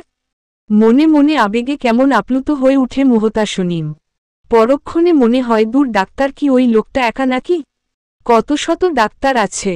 আর সে কিনা অন্য চিন্তায় মগ্ন। কি সব আবল তালো ভাবনা সব সময়ে। মুহতাসনিমকে চুপ থাকতে দেখে উঠে ফ্রেশ হতে চলে যায় মিনা বেগম। ততক্ষণে ভাবনার জগৎ থেকে বেরিয়ে এসে কাজে মন দেয় মুহতাসনিম। খাবার বেড়ে নেয় দুজনের জন্যই। মিনা বেগম আইসি ভঙ্গিতে বসেন। খাবারে একবার চোখ বুলান। ডিম আলুর ঝোল আর ডাল রান্না হয়েছে। দেখে মনে হচ্ছে খুব মজা হইব রে মুহু। হাসিমুখে খাবার বেড়ে দেয় মুহতাসনিম। ছোট থেকে হাত পুড়ে পুড়ে রান্না শিখেছি খালা। রান্নার পাকা হাতও বলতে পারো। আমি তো নিজেই দেখছি কত কিছু। নতুন কইরা আর বলতে হইব না। খাওয়ায় মনোযোগী হয় মিনা বেগম। মুহতাসনিম এক লোকমা খাবার মুখে পুড়ে নেয়। মাথায় কেমন উদ্ভট চিন্তা ঘুরপাক খাচ্ছে। প্রশ্ন করে বসল মিনা খালাকে। আচ্ছা খালা, তুমি যার কথা বললে, মানে তোমার নবনী আপা, উনি কি সবসময় ওই বাসাতেই থাকেন? হুম, আমি অনেক বছর ধইরাই কাজ করতাছি, তখন থেকেই এখানে দেখতাছি। উনার স্বামী নেই? বাবার বাড়িতে কেন থাকেন? মারা গেছে মনে হয়। জিজ্ঞেস করলে কিছু বলে না। বাদ দে তো এসব, এখন খা। রাতে বাবার সাথে কাজ সেরে বাড়ি ফিরেছে আনান। শায়লা বেগম খাবার নিয়ে বসে আছেন। সবার খাওয়া হয়ে গেলেও তিনি স্বামী আর ছেলের জন্য অপেক্ষা করছেন। দুজনকে খাবার বেড়ে দিয়ে নিজেও খাবার নিয়ে বসেন। খোশ গল্পে মজেছে 3 জন। কি অপরূপ সে দৃশ্য। আড়াল থেকে দেখছেন মিসেস নবনী। কোথাও একটা ফাঁকা শূন্যতা অনুভব করে। জগতে সবাই একভাবে বাঁচতে পারে না কেন? জীবন কারো কাছে তিক্ত বিষাক্ত অনুভূতি, তো কারো কাছে সাজানো ফুলের বাগান। দীর্ঘশ্বাস বেরিয়ে আসে নবনীর। আবারও ছেলের চিন্তায় বুকটা খা খা করে ওঠে। পরক্ষণে নিজের রুমে গিয়ে শুয়ে পড়েন। মিনিট 2 পর বাইরে থেকে রিশান ডাকে, ফুপিমণি তুমি কি রুমে? হ্যাঁ, ভেতরে আয়। রুমে প্রবেশ করে রিশান। দ্রুতই প্রশ্ন করে, ভাইয়া কোথায়? হসপিটালে নাকি? দীর্ঘশ্বাস ফেলে উত্তর দেয় নবনী, আগামী 7 দিন তোর ভাই আসবে না। তার ডিউটি পড়েছে কিনা? পরিবারের কথা ভাববার সময় কই তার? বাব্বাহ, লম্বা সময়। আচ্ছা আমি আসছি। আলতাফ মিয়ার চিন্তা দিন দিন বাড়ছে। এভাবে সংসার চললে তো না খেয়ে মরতে হবে। মেয়েটির উপর ভীষণ অন্যায় করেছেন তা এখন হারে হারে টের পাচ্ছেন। দ্বিতীয় স্ত্রী পারুল বেগমের উপর কথা বলার সাধ্য তার নেই। তখন যদি একটু প্রতিবাদ করতেন তাহলে আজকে এই দিন তাকে দেখতে হতো না। পারুল বেগম এখন অতটা গলা উঁচিয়ে কথা বলেন না, পাছে আলতাফ মিয়ার ভয় না ভেঙে যায়। সপ্তাহ জুড়ে ফুলের অর্ডার থেকে শুরু করে ফুল সংগ্রহ পর্যন্ত সব কাজেই বাবাকে সাহায্য করেছে মুহতানিম। তবে গয়না বানাতে সে পারদর্শী নয় বিধায় সেই অর্ডারগুলো ক্যান্সেল করতে হয়েছে। কিন্তু আয়ের মূল অংশই আসত ফুলের গহনা থেকে।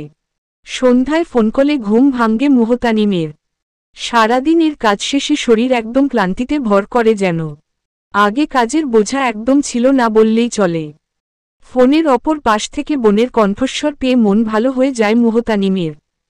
আপু তুই ভালো আছিস তো? হ্যাঁ, টিউশনি করছি, সপ্তাহ হবে। ভালোই চলছে। আমি যখন টাকা পাবো তখন কিছুটা তোকে পাঠাবো কেমন? এ টাকা আমি নিতে পারবো না। তুই অচেনা জায়গায় থাকিস, তোর কত কাজে লাগতে পারে বল। এভাবে বলছিস কেন? তোর পড়াশোনার অনেক খরচ মুনা। এই খরচটা আমি দিব। আর তোর পড়াশোনা বাদ দে। এখন বল বাড়িতে সবাই ভালো আছে? বাবার ব্যবসা কেমন চলছে? হ্যাঁ খুব ভালো। তুই চিন্তা করিস না। 7 দিন পর আজ ছেলে বাড়িতে ফিরবে, সেই খুশিতে নানাপদ রান্না করেছেন মিসেস নবনী। জাহিন কল করে জানিয়ে দিয়েছে সে ইতিমধ্যে রওনা দিয়ে দিয়েছে। মিনা খালার উপর কাজের চাপ বেড়েছে আজকে। মিসেস নবনীর সব কাজই হাসিমুখে করে দেন মিনা খালা। কোনো অভিযোগ রাখেন না। দুপুর নাগাদ বাড়ি ফেরে জাহিন। কলিং বেল বাজতেই মিনা খালা এসে দরজা খুলে দেয়। পেছনে পেছনে মিসেস নবনীও আসেন। রুমে প্রবেশ করেই মাকে জড়িয়ে ধরে জাহিন।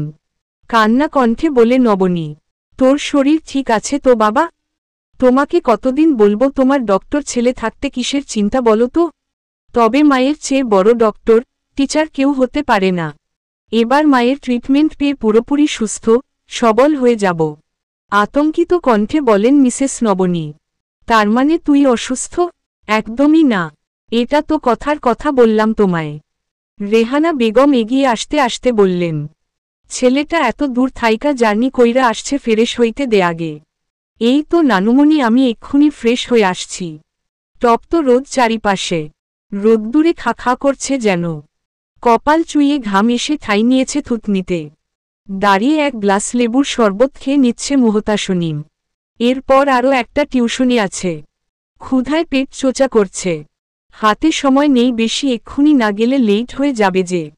পড়াশোনার ক্ষেত্রে অনিয়ম একদম পছন্দ নয় মুহতাসনিমের, হোক সেটা নিজের বা অন্যের।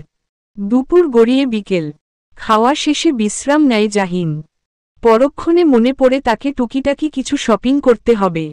সময়ের অভাবে একদম কেনা হয় না। পরশু আবারও ডিউটি আছে 2 দিনের। আজকে না কিনতে পারলে আর সময়ই হবে না তাহলে। তৎক্ষণাৎ তৈরি হয়ে বেরিয়ে পড়ে জাহিন। দুপুরের রোদ নেমে বিকেল হয়েছে সবে। জ্যামে বসে আছে জাহিন। বেশ অসহ্য লাগছে কেমন। মুহূর্তেই চোখের সামনে কাউকে দেখতে পায় জাহিন। হ্যাঁ এটা তো মুহু। মেয়েটা রাস্তা পারাপার হচ্ছে।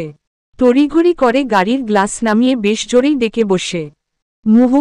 ততক্ষণে ভিড়ের কোথাও হারিয়ে যায় মুহতাসনিম। জাহিনের এমন কাণ্ডকারখানায় আশেপাশের অনেকেই তাকিয়েছিল, তাতে তার কোনো পরোয়া নেই। মেয়েটিকে এত কাছ থেকেও হারিয়ে ফেলল কেন জানি ভীষণ রকম রাগ হচ্ছে জাহিনের। ততক্ষণে পেছনে থেকে হর্ন বাজছে। ঘোর কাটতেই গাড়ি স্টার্ট দেয় জাহিন। সারাদিন এর কাজ শেষে বাড়ি ফেরে মুহতাসনিম। সূর্য অস্ত নিয়েছে সেই কখন। বেলা গড়িয়ে এখন সন্ধ্যা। গামছা নিয়ে গোসলখানায় চলে যায় মুহতাসনিম। এই সময় তাকে লাইন ধরে গোসল করতে হয় না। অবশ্য দুপুরে লম্বা লাইন থাকে। 20টা রুমের জন্য মাত্র একটা গোসলখানা আর 2টা টয়লেট। বেকনিতে দোলনায় বসে হাতে বই নিয়ে বসে আছে জাহিন। পড়ায় মন বসছে না কিছুতেই। মন খারাপ হয়ে আছে ভীষণ। আজকের ঘটনাটা ভুলতে পারছে না। অফসোস হচ্ছে চরম। সেই গাড়ি থেকে কেন নেমে গেল না তখন?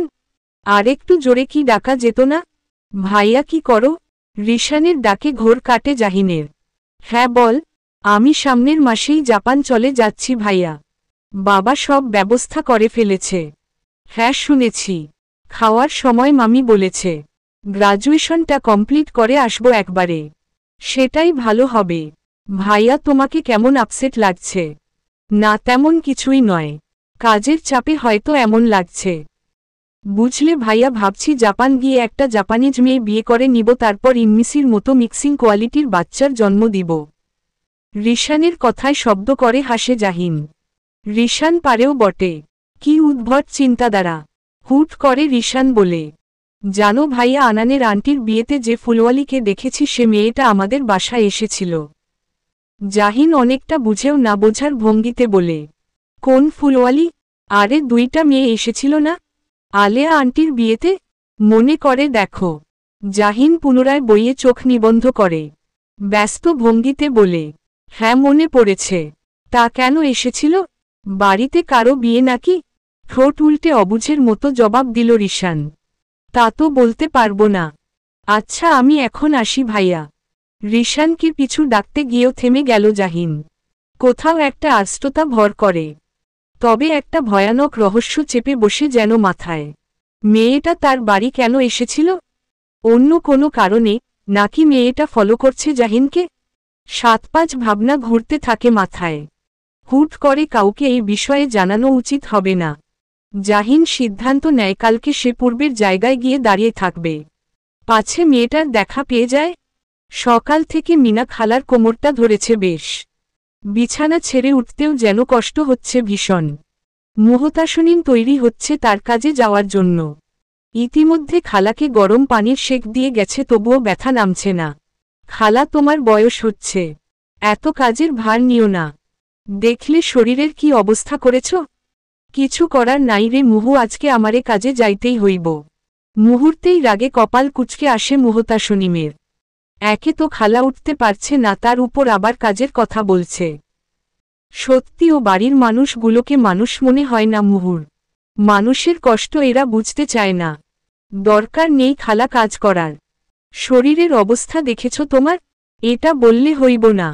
জাহিন স্যার আইছে নিশ্চয়ই, উনার কত কাপড় জমছে, সেগুলা গিয়া আজকে ধুইতে হইব। প্রতিবার উনি আসার পর এত কাপড় জমে সেগুলান ধুইতে হয়। বলা তো যায় না, আবার কবে চইলা যায়। খালা তুমি কি পাগল হয়ে গেছ? তোমার শরীরের অবস্থা দেখেছ, আর তুমি কাপড় ধোয়ার কথা বলতাছ? অন্য সময় হলে আজকে মিস দিতাম। মুহতাসনীন খানিকক্ষণ ভাবে, কেন জানি বারবার ইচ্ছে করছে খালার বলা সেই ডাক্তার জাহিনকে দেখতে। উনি আবার সে ডাক্তারটা নয় তো। সুযোগটা হাতছাড়া করতে চায়নি মুহতাসনীন তৎক্ষণাৎ বলল, সমস্যা নেই খালা, আমি গিয়ে তোমার কাজ করে দিয়ে আসব। তবে আমার একটু দেরি হবে। শেষের টিউশনিটা করব না আজকে। ঠিক দুপুরেই চলে যাব আমি, তখন কাপড় ধুয়ে মেলে দিলে ঠিক শুকিয়ে যাবে। তুই যাবি? টিউশনি মিস দিলে কিছু বলবো না। আজকে এমনিতেও শেষের টিউশনিটা ছুটি চেয়েছে। তুমি তাদের কল করে জানিয়ে দিও।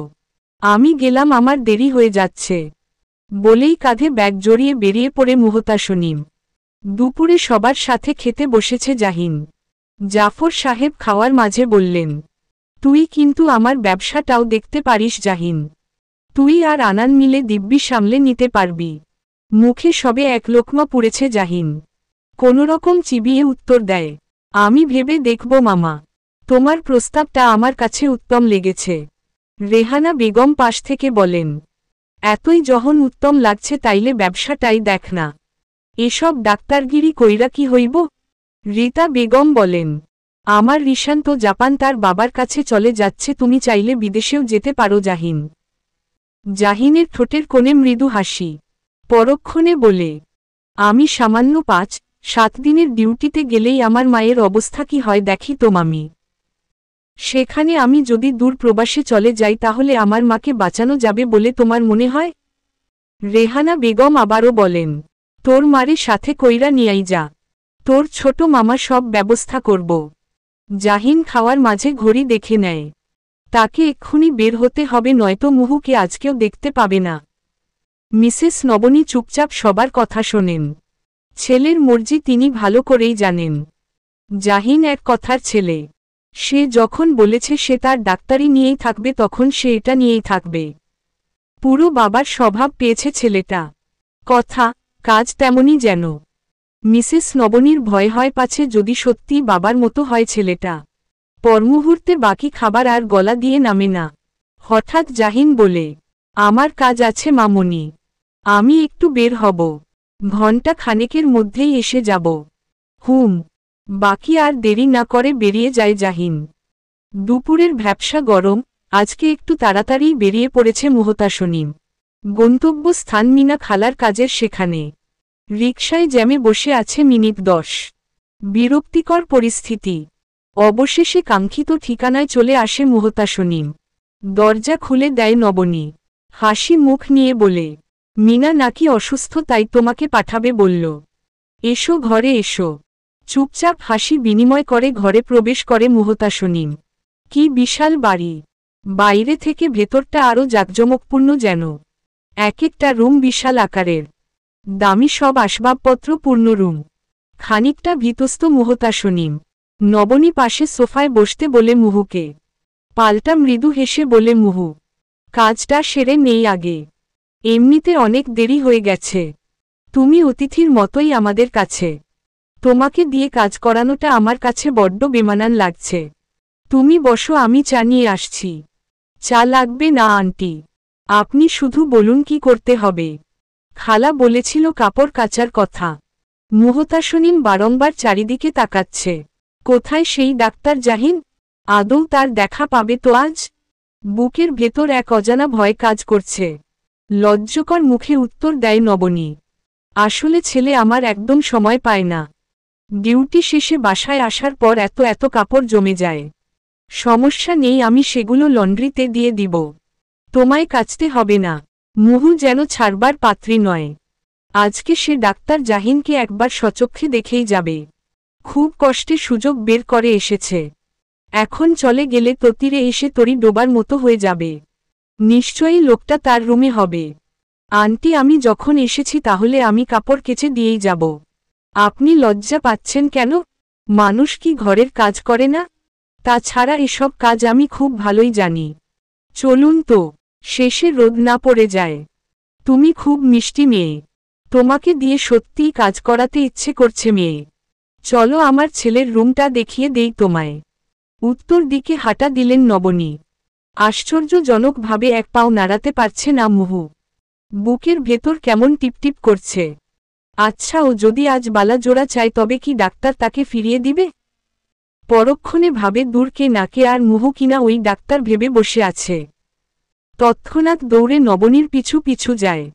ঘণ্টা খানেক হবে রাস্তার সাইডে দাঁড়িয়ে আছে জাহিন। মুহুর তো কোনো নাম গন্ধ নেই। খানিকক্ষণ পর বিকেল হয়ে যাবে।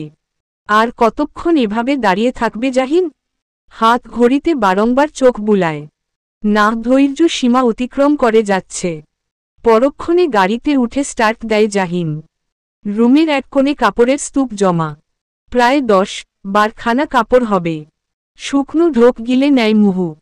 হাড়ভাঙা খাটুনি হবে তা নিশ্চিত। তবে ফাঁকা রুম দেখে খানিকটা নিরাশ হয়। তার মানে ডাক্তার জাহিন বাড়িতে নেই। আশায় এক বালতি জল পড়ল মুহুর।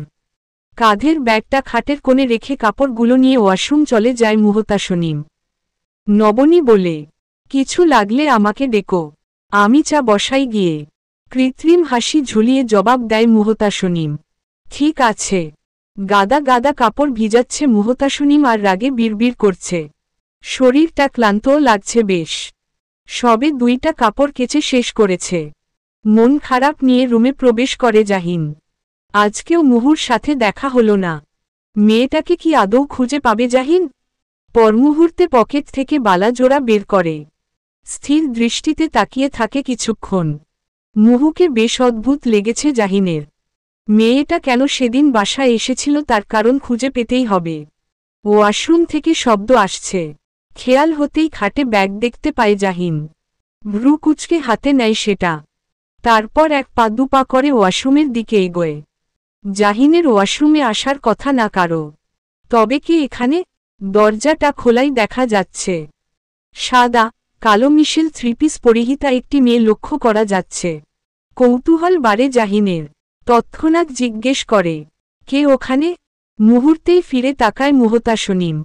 খুব বর্ষর এক ধাক্কা খায় জাহিন। সামনে সত্যিই সে মুহুকে দেখতে পাচ্ছে। এ অবস্থায় দেখে যেন বিস্ময়তা কিছুতেই কাটছে না। তার মানে জাহিনের ভাবনাটাই সঠিক।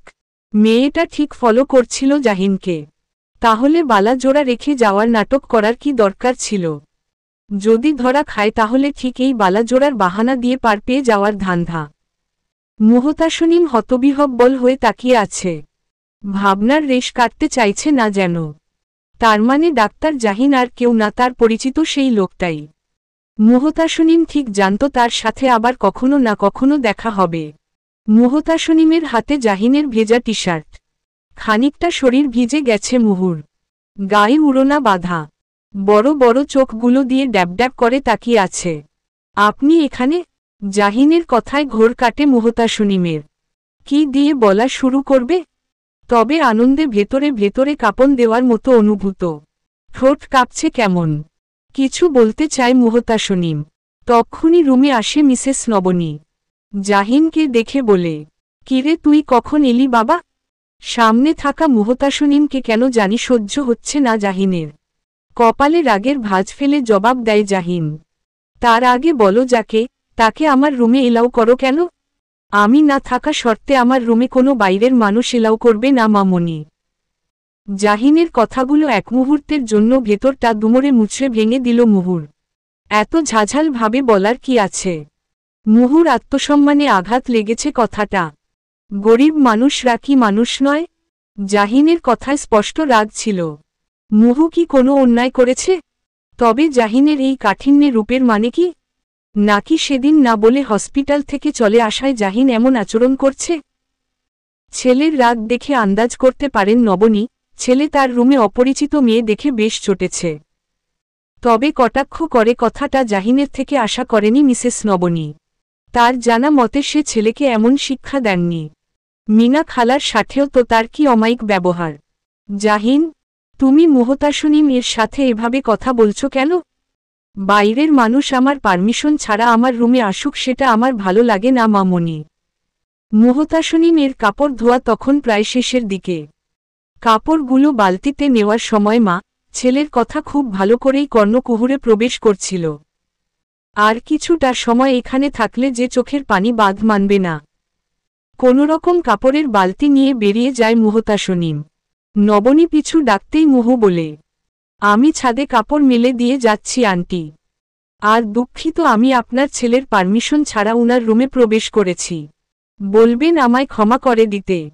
তৎক্ষণাৎ মুহু স্থান ত্যাগ করে। নবনী রাগী কণ্ঠে বলে, জাহিন, তোর এ ধরনের কথা আমার মোটেও ভালো লাগেনি। ছোট্ট একটা মেয়ে মুহতাসনিম, তুই এভাবে বললি কেন? মেয়েটা কত কষ্ট পেয়েছে। জাহিনের মাথায় তখন অন্য চিন্তা ঘুরছে। মেয়েটা কতটা ধান্ধাবাজ। সোজা বাড়ি অবধি এসে একদম কাজের লোকের কাজ আদায় করে নিয়েছে। জাহিন তো শুনেছিল মেয়েটা ফুলের ব্যবসা করত। বাড়ি থেকে পালিয়েছে হয়তো কোনো ধান্ধাতেই। নবনী খানিকটা জোরেই বলে, আমি তোকে কিছু জিজ্ঞেস করছি জাহিন। এমন ব্যবহার কেন করেছিস মেয়েটির সাথে? আমি কিছু ভুল বলিনি মামনি। কোথা থেকে আসে এরা কে জানে। কোনো ধান্ধাও তো থাকতে পারে বলো। নবনী এবার কিছু বিবেচনা না করেই জাহিনের গালে থাপ্পড় বসায়। স্তব্ধ হয়ে তাকিয়ে আছে জাহিন। চোখ জোড়া জলে টলমল করছে নবনীর। খুব ছোট থেকে একাই তোমাকে মানুষ করে আসছি। যখন যা চেয়েছ তা দিয়েছি। যা মর্জি হয়েছে তাই করতে দিয়েছি। কখনো লোককে এটা বলার সুযোগ দিও না যে তোমাকে আমি মানুষ করতে পারিনি। তোমার পরিচয় হবে তুমি শুধু নবনীর ছেলে। তোমার শরীরের বিষাক্ত রক্ত আমি উগরে ফেলে দিতে চেয়েছি। আমি হয়তো ভুলেই গিয়েছি বিষ কোনো কিছুর সাথে মিশ্রিত হলে তা আলাদা করা দুষ্কর। জাহিন বেশ বুঝতে পারছে মামনি রাগ ক্ষোভ থেকে এ কথাগুলো তাকে বলেছে। এর আগে মায়ের এত কঠিন রূপ দেখেনি জাহিন। এত চড়াই উতরাই এর মধ্যে দিয়েও জাহিনের শরীরে এতটুকু আঁচ লাগতে দেয়নি মামনি। আর একটা বাহিরের মেয়ের জন্য তার মামনিকে কতটা কষ্ট পেতে হল। নবনী কান্নারত কণ্ঠে বলল, আমার তো তোকে নিয়ে ভয় হয় জাহিন।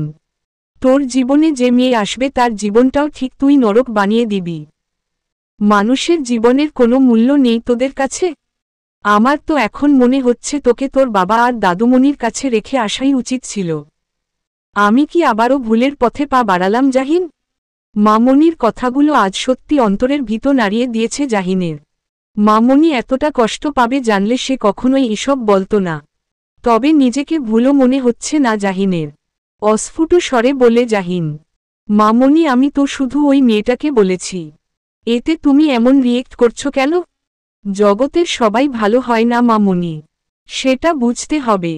চোখ মুছে জবাব দেয় নবনী। ঠিক, ভুলের বিচার আমাকে তোর থেকে শিখতে হবে না। আজকে তুই মেয়েটার সাথে যে ব্যবহার করলি এতে আমার দেওয়া শিক্ষাও জড়িয়েছিল জাহিন।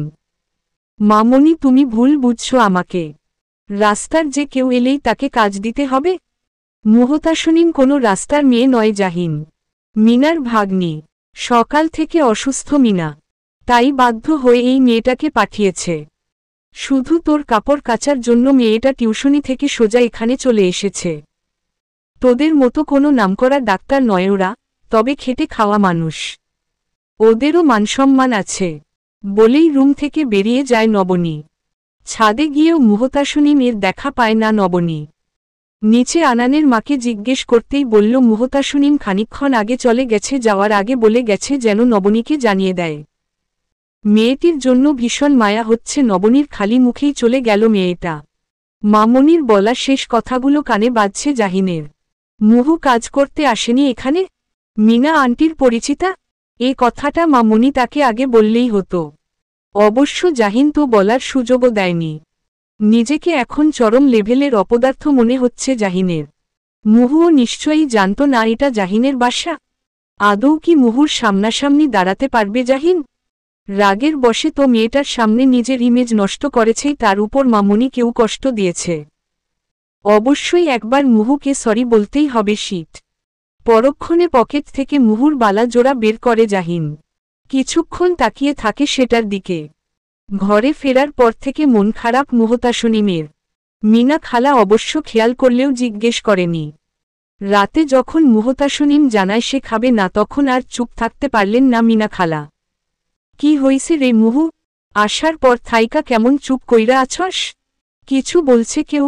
না খালা, আজকে কাজ করেছি তো একটু বেশি, তাই ভালো লাগছে না। তুমি খাও। তুই না খাইলে আমিও খামু না। শেষে খালার জোড়াজুড়িতে অল্প একটু খেয়ে নেয় মুহতাসনীম। এতটুকু খাবারই যেন গলা দিয়ে নামছিল না। ভীষণ কষ্ট হচ্ছিল।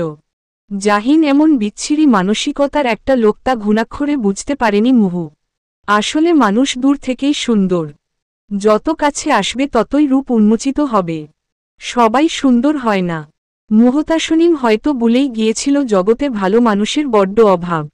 তা তো ছোট থেকেই দেখে আসছে মুহতাসনীম। মনে মনে শপথ করে নেয় তার মায়ের চুড়ি জোড়া হারিয়ে যাক তবুও কোনোদিন এ মুখ ওই লোকটাকে দেখাবে না মুহতাসনীম। পরক্ষণে শুয়ে পড়ে সকালে রান্না সেরে রোজকার কাজে চলে যায় মুহতাসনীম।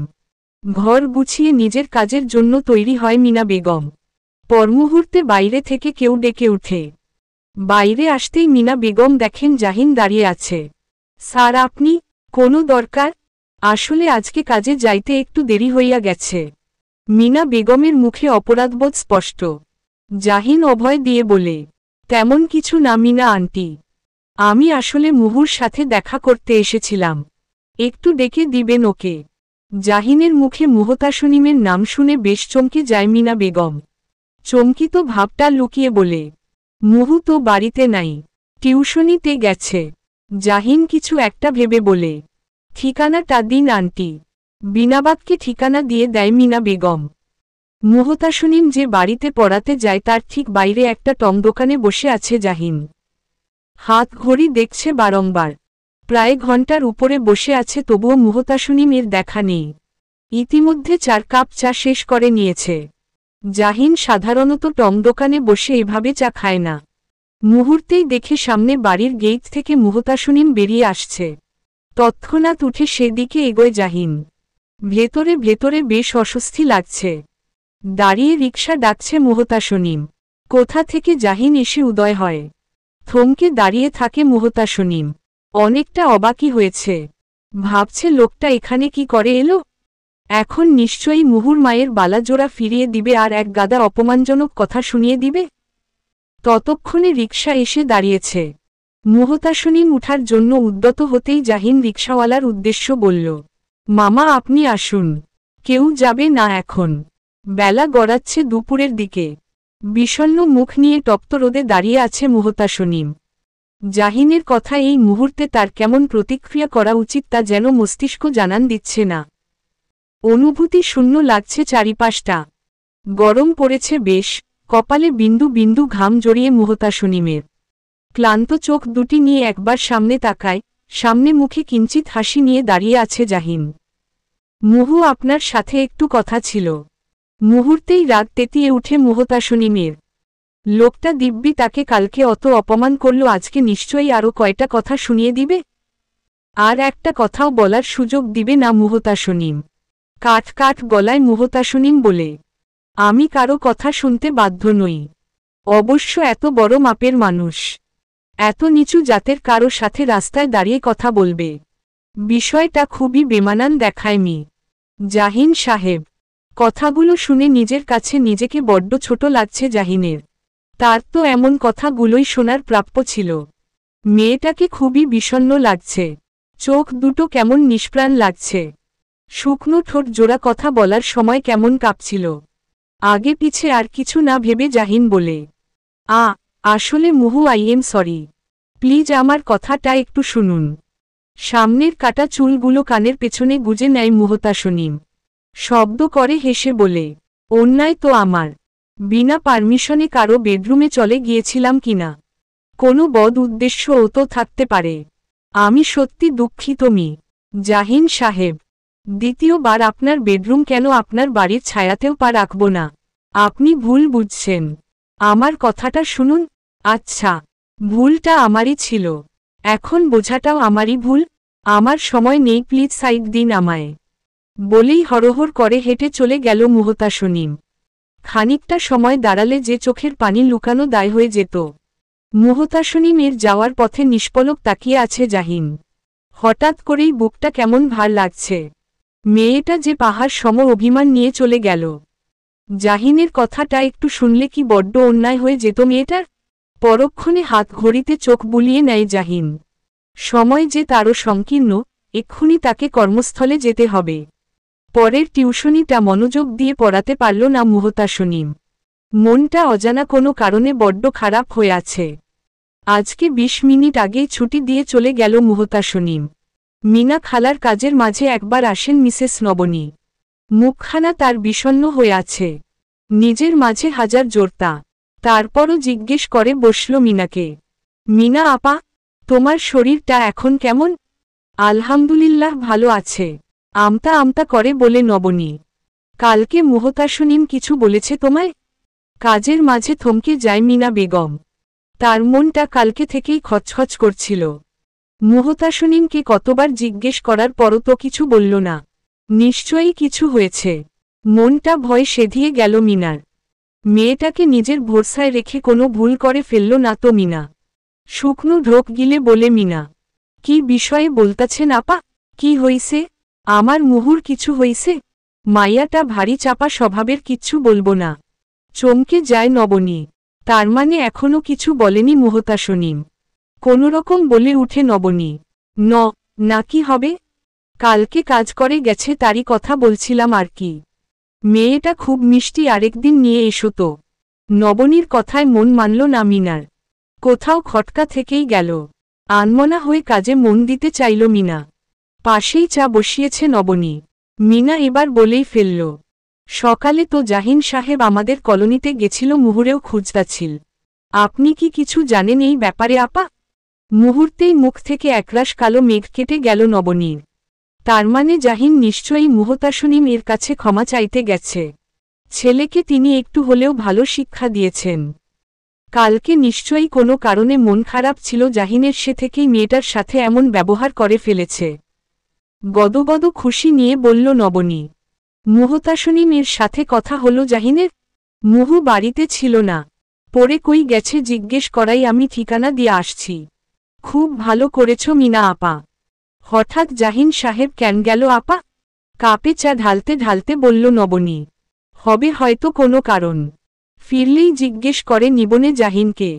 রাতে বাড়ি ফেরার পর ব্যাগ গোছাচ্ছে জাহিন। দরজার বাহিরে দাঁড়িয়ে সেটা খেয়াল করছেন মিসেস নবনী। অবশ্য মাকে এখনও খেয়াল করেনি জাহিন। মনটা ভীষণ উদাস হয়ে আছে। কোনো কাজেই আজ ঠিকমতো মন বসাতে পারেনি। এত কেন অপরাধবোধ হচ্ছে ভেবে পায় না জাহিন। ইচ্ছে করছে ছুটে গিয়ে মুহুর গালে ঠাস ঠাস করে দুটো চড় লাগিয়ে বলুক, এই মেয়ে আমার কথা তোমাকে শুনতেই হবে। শুনতে বাধ্য তুমি। কি এমন অন্যায় করেছি শুনি? জাহিনের ভাবনার মাঝেই নবনী এসে পিছু দাঁড়ায়। সেই দিকে খেয়াল নেই জাহিনের।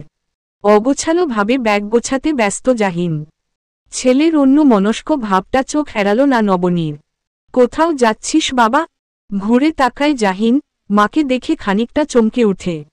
তার সাথে মায়ের এমন সহজ আচরণ ঠিক হজম হচ্ছে না জাহিনের। বিস্ময়তা কাটিয়ে বলল, আগামী 9 দিনের জন্য বাড়িতে থাকব না মামুনি। ডিউটি পড়েছে। এই কথাটা বরাবরই কষ্ট দেয় নবনীকে। দীর্ঘশ্বাস ফেলে বলে নবনী, সবে তো 2 দিন হয়েছে এসেছিস, আবার ডিউটি?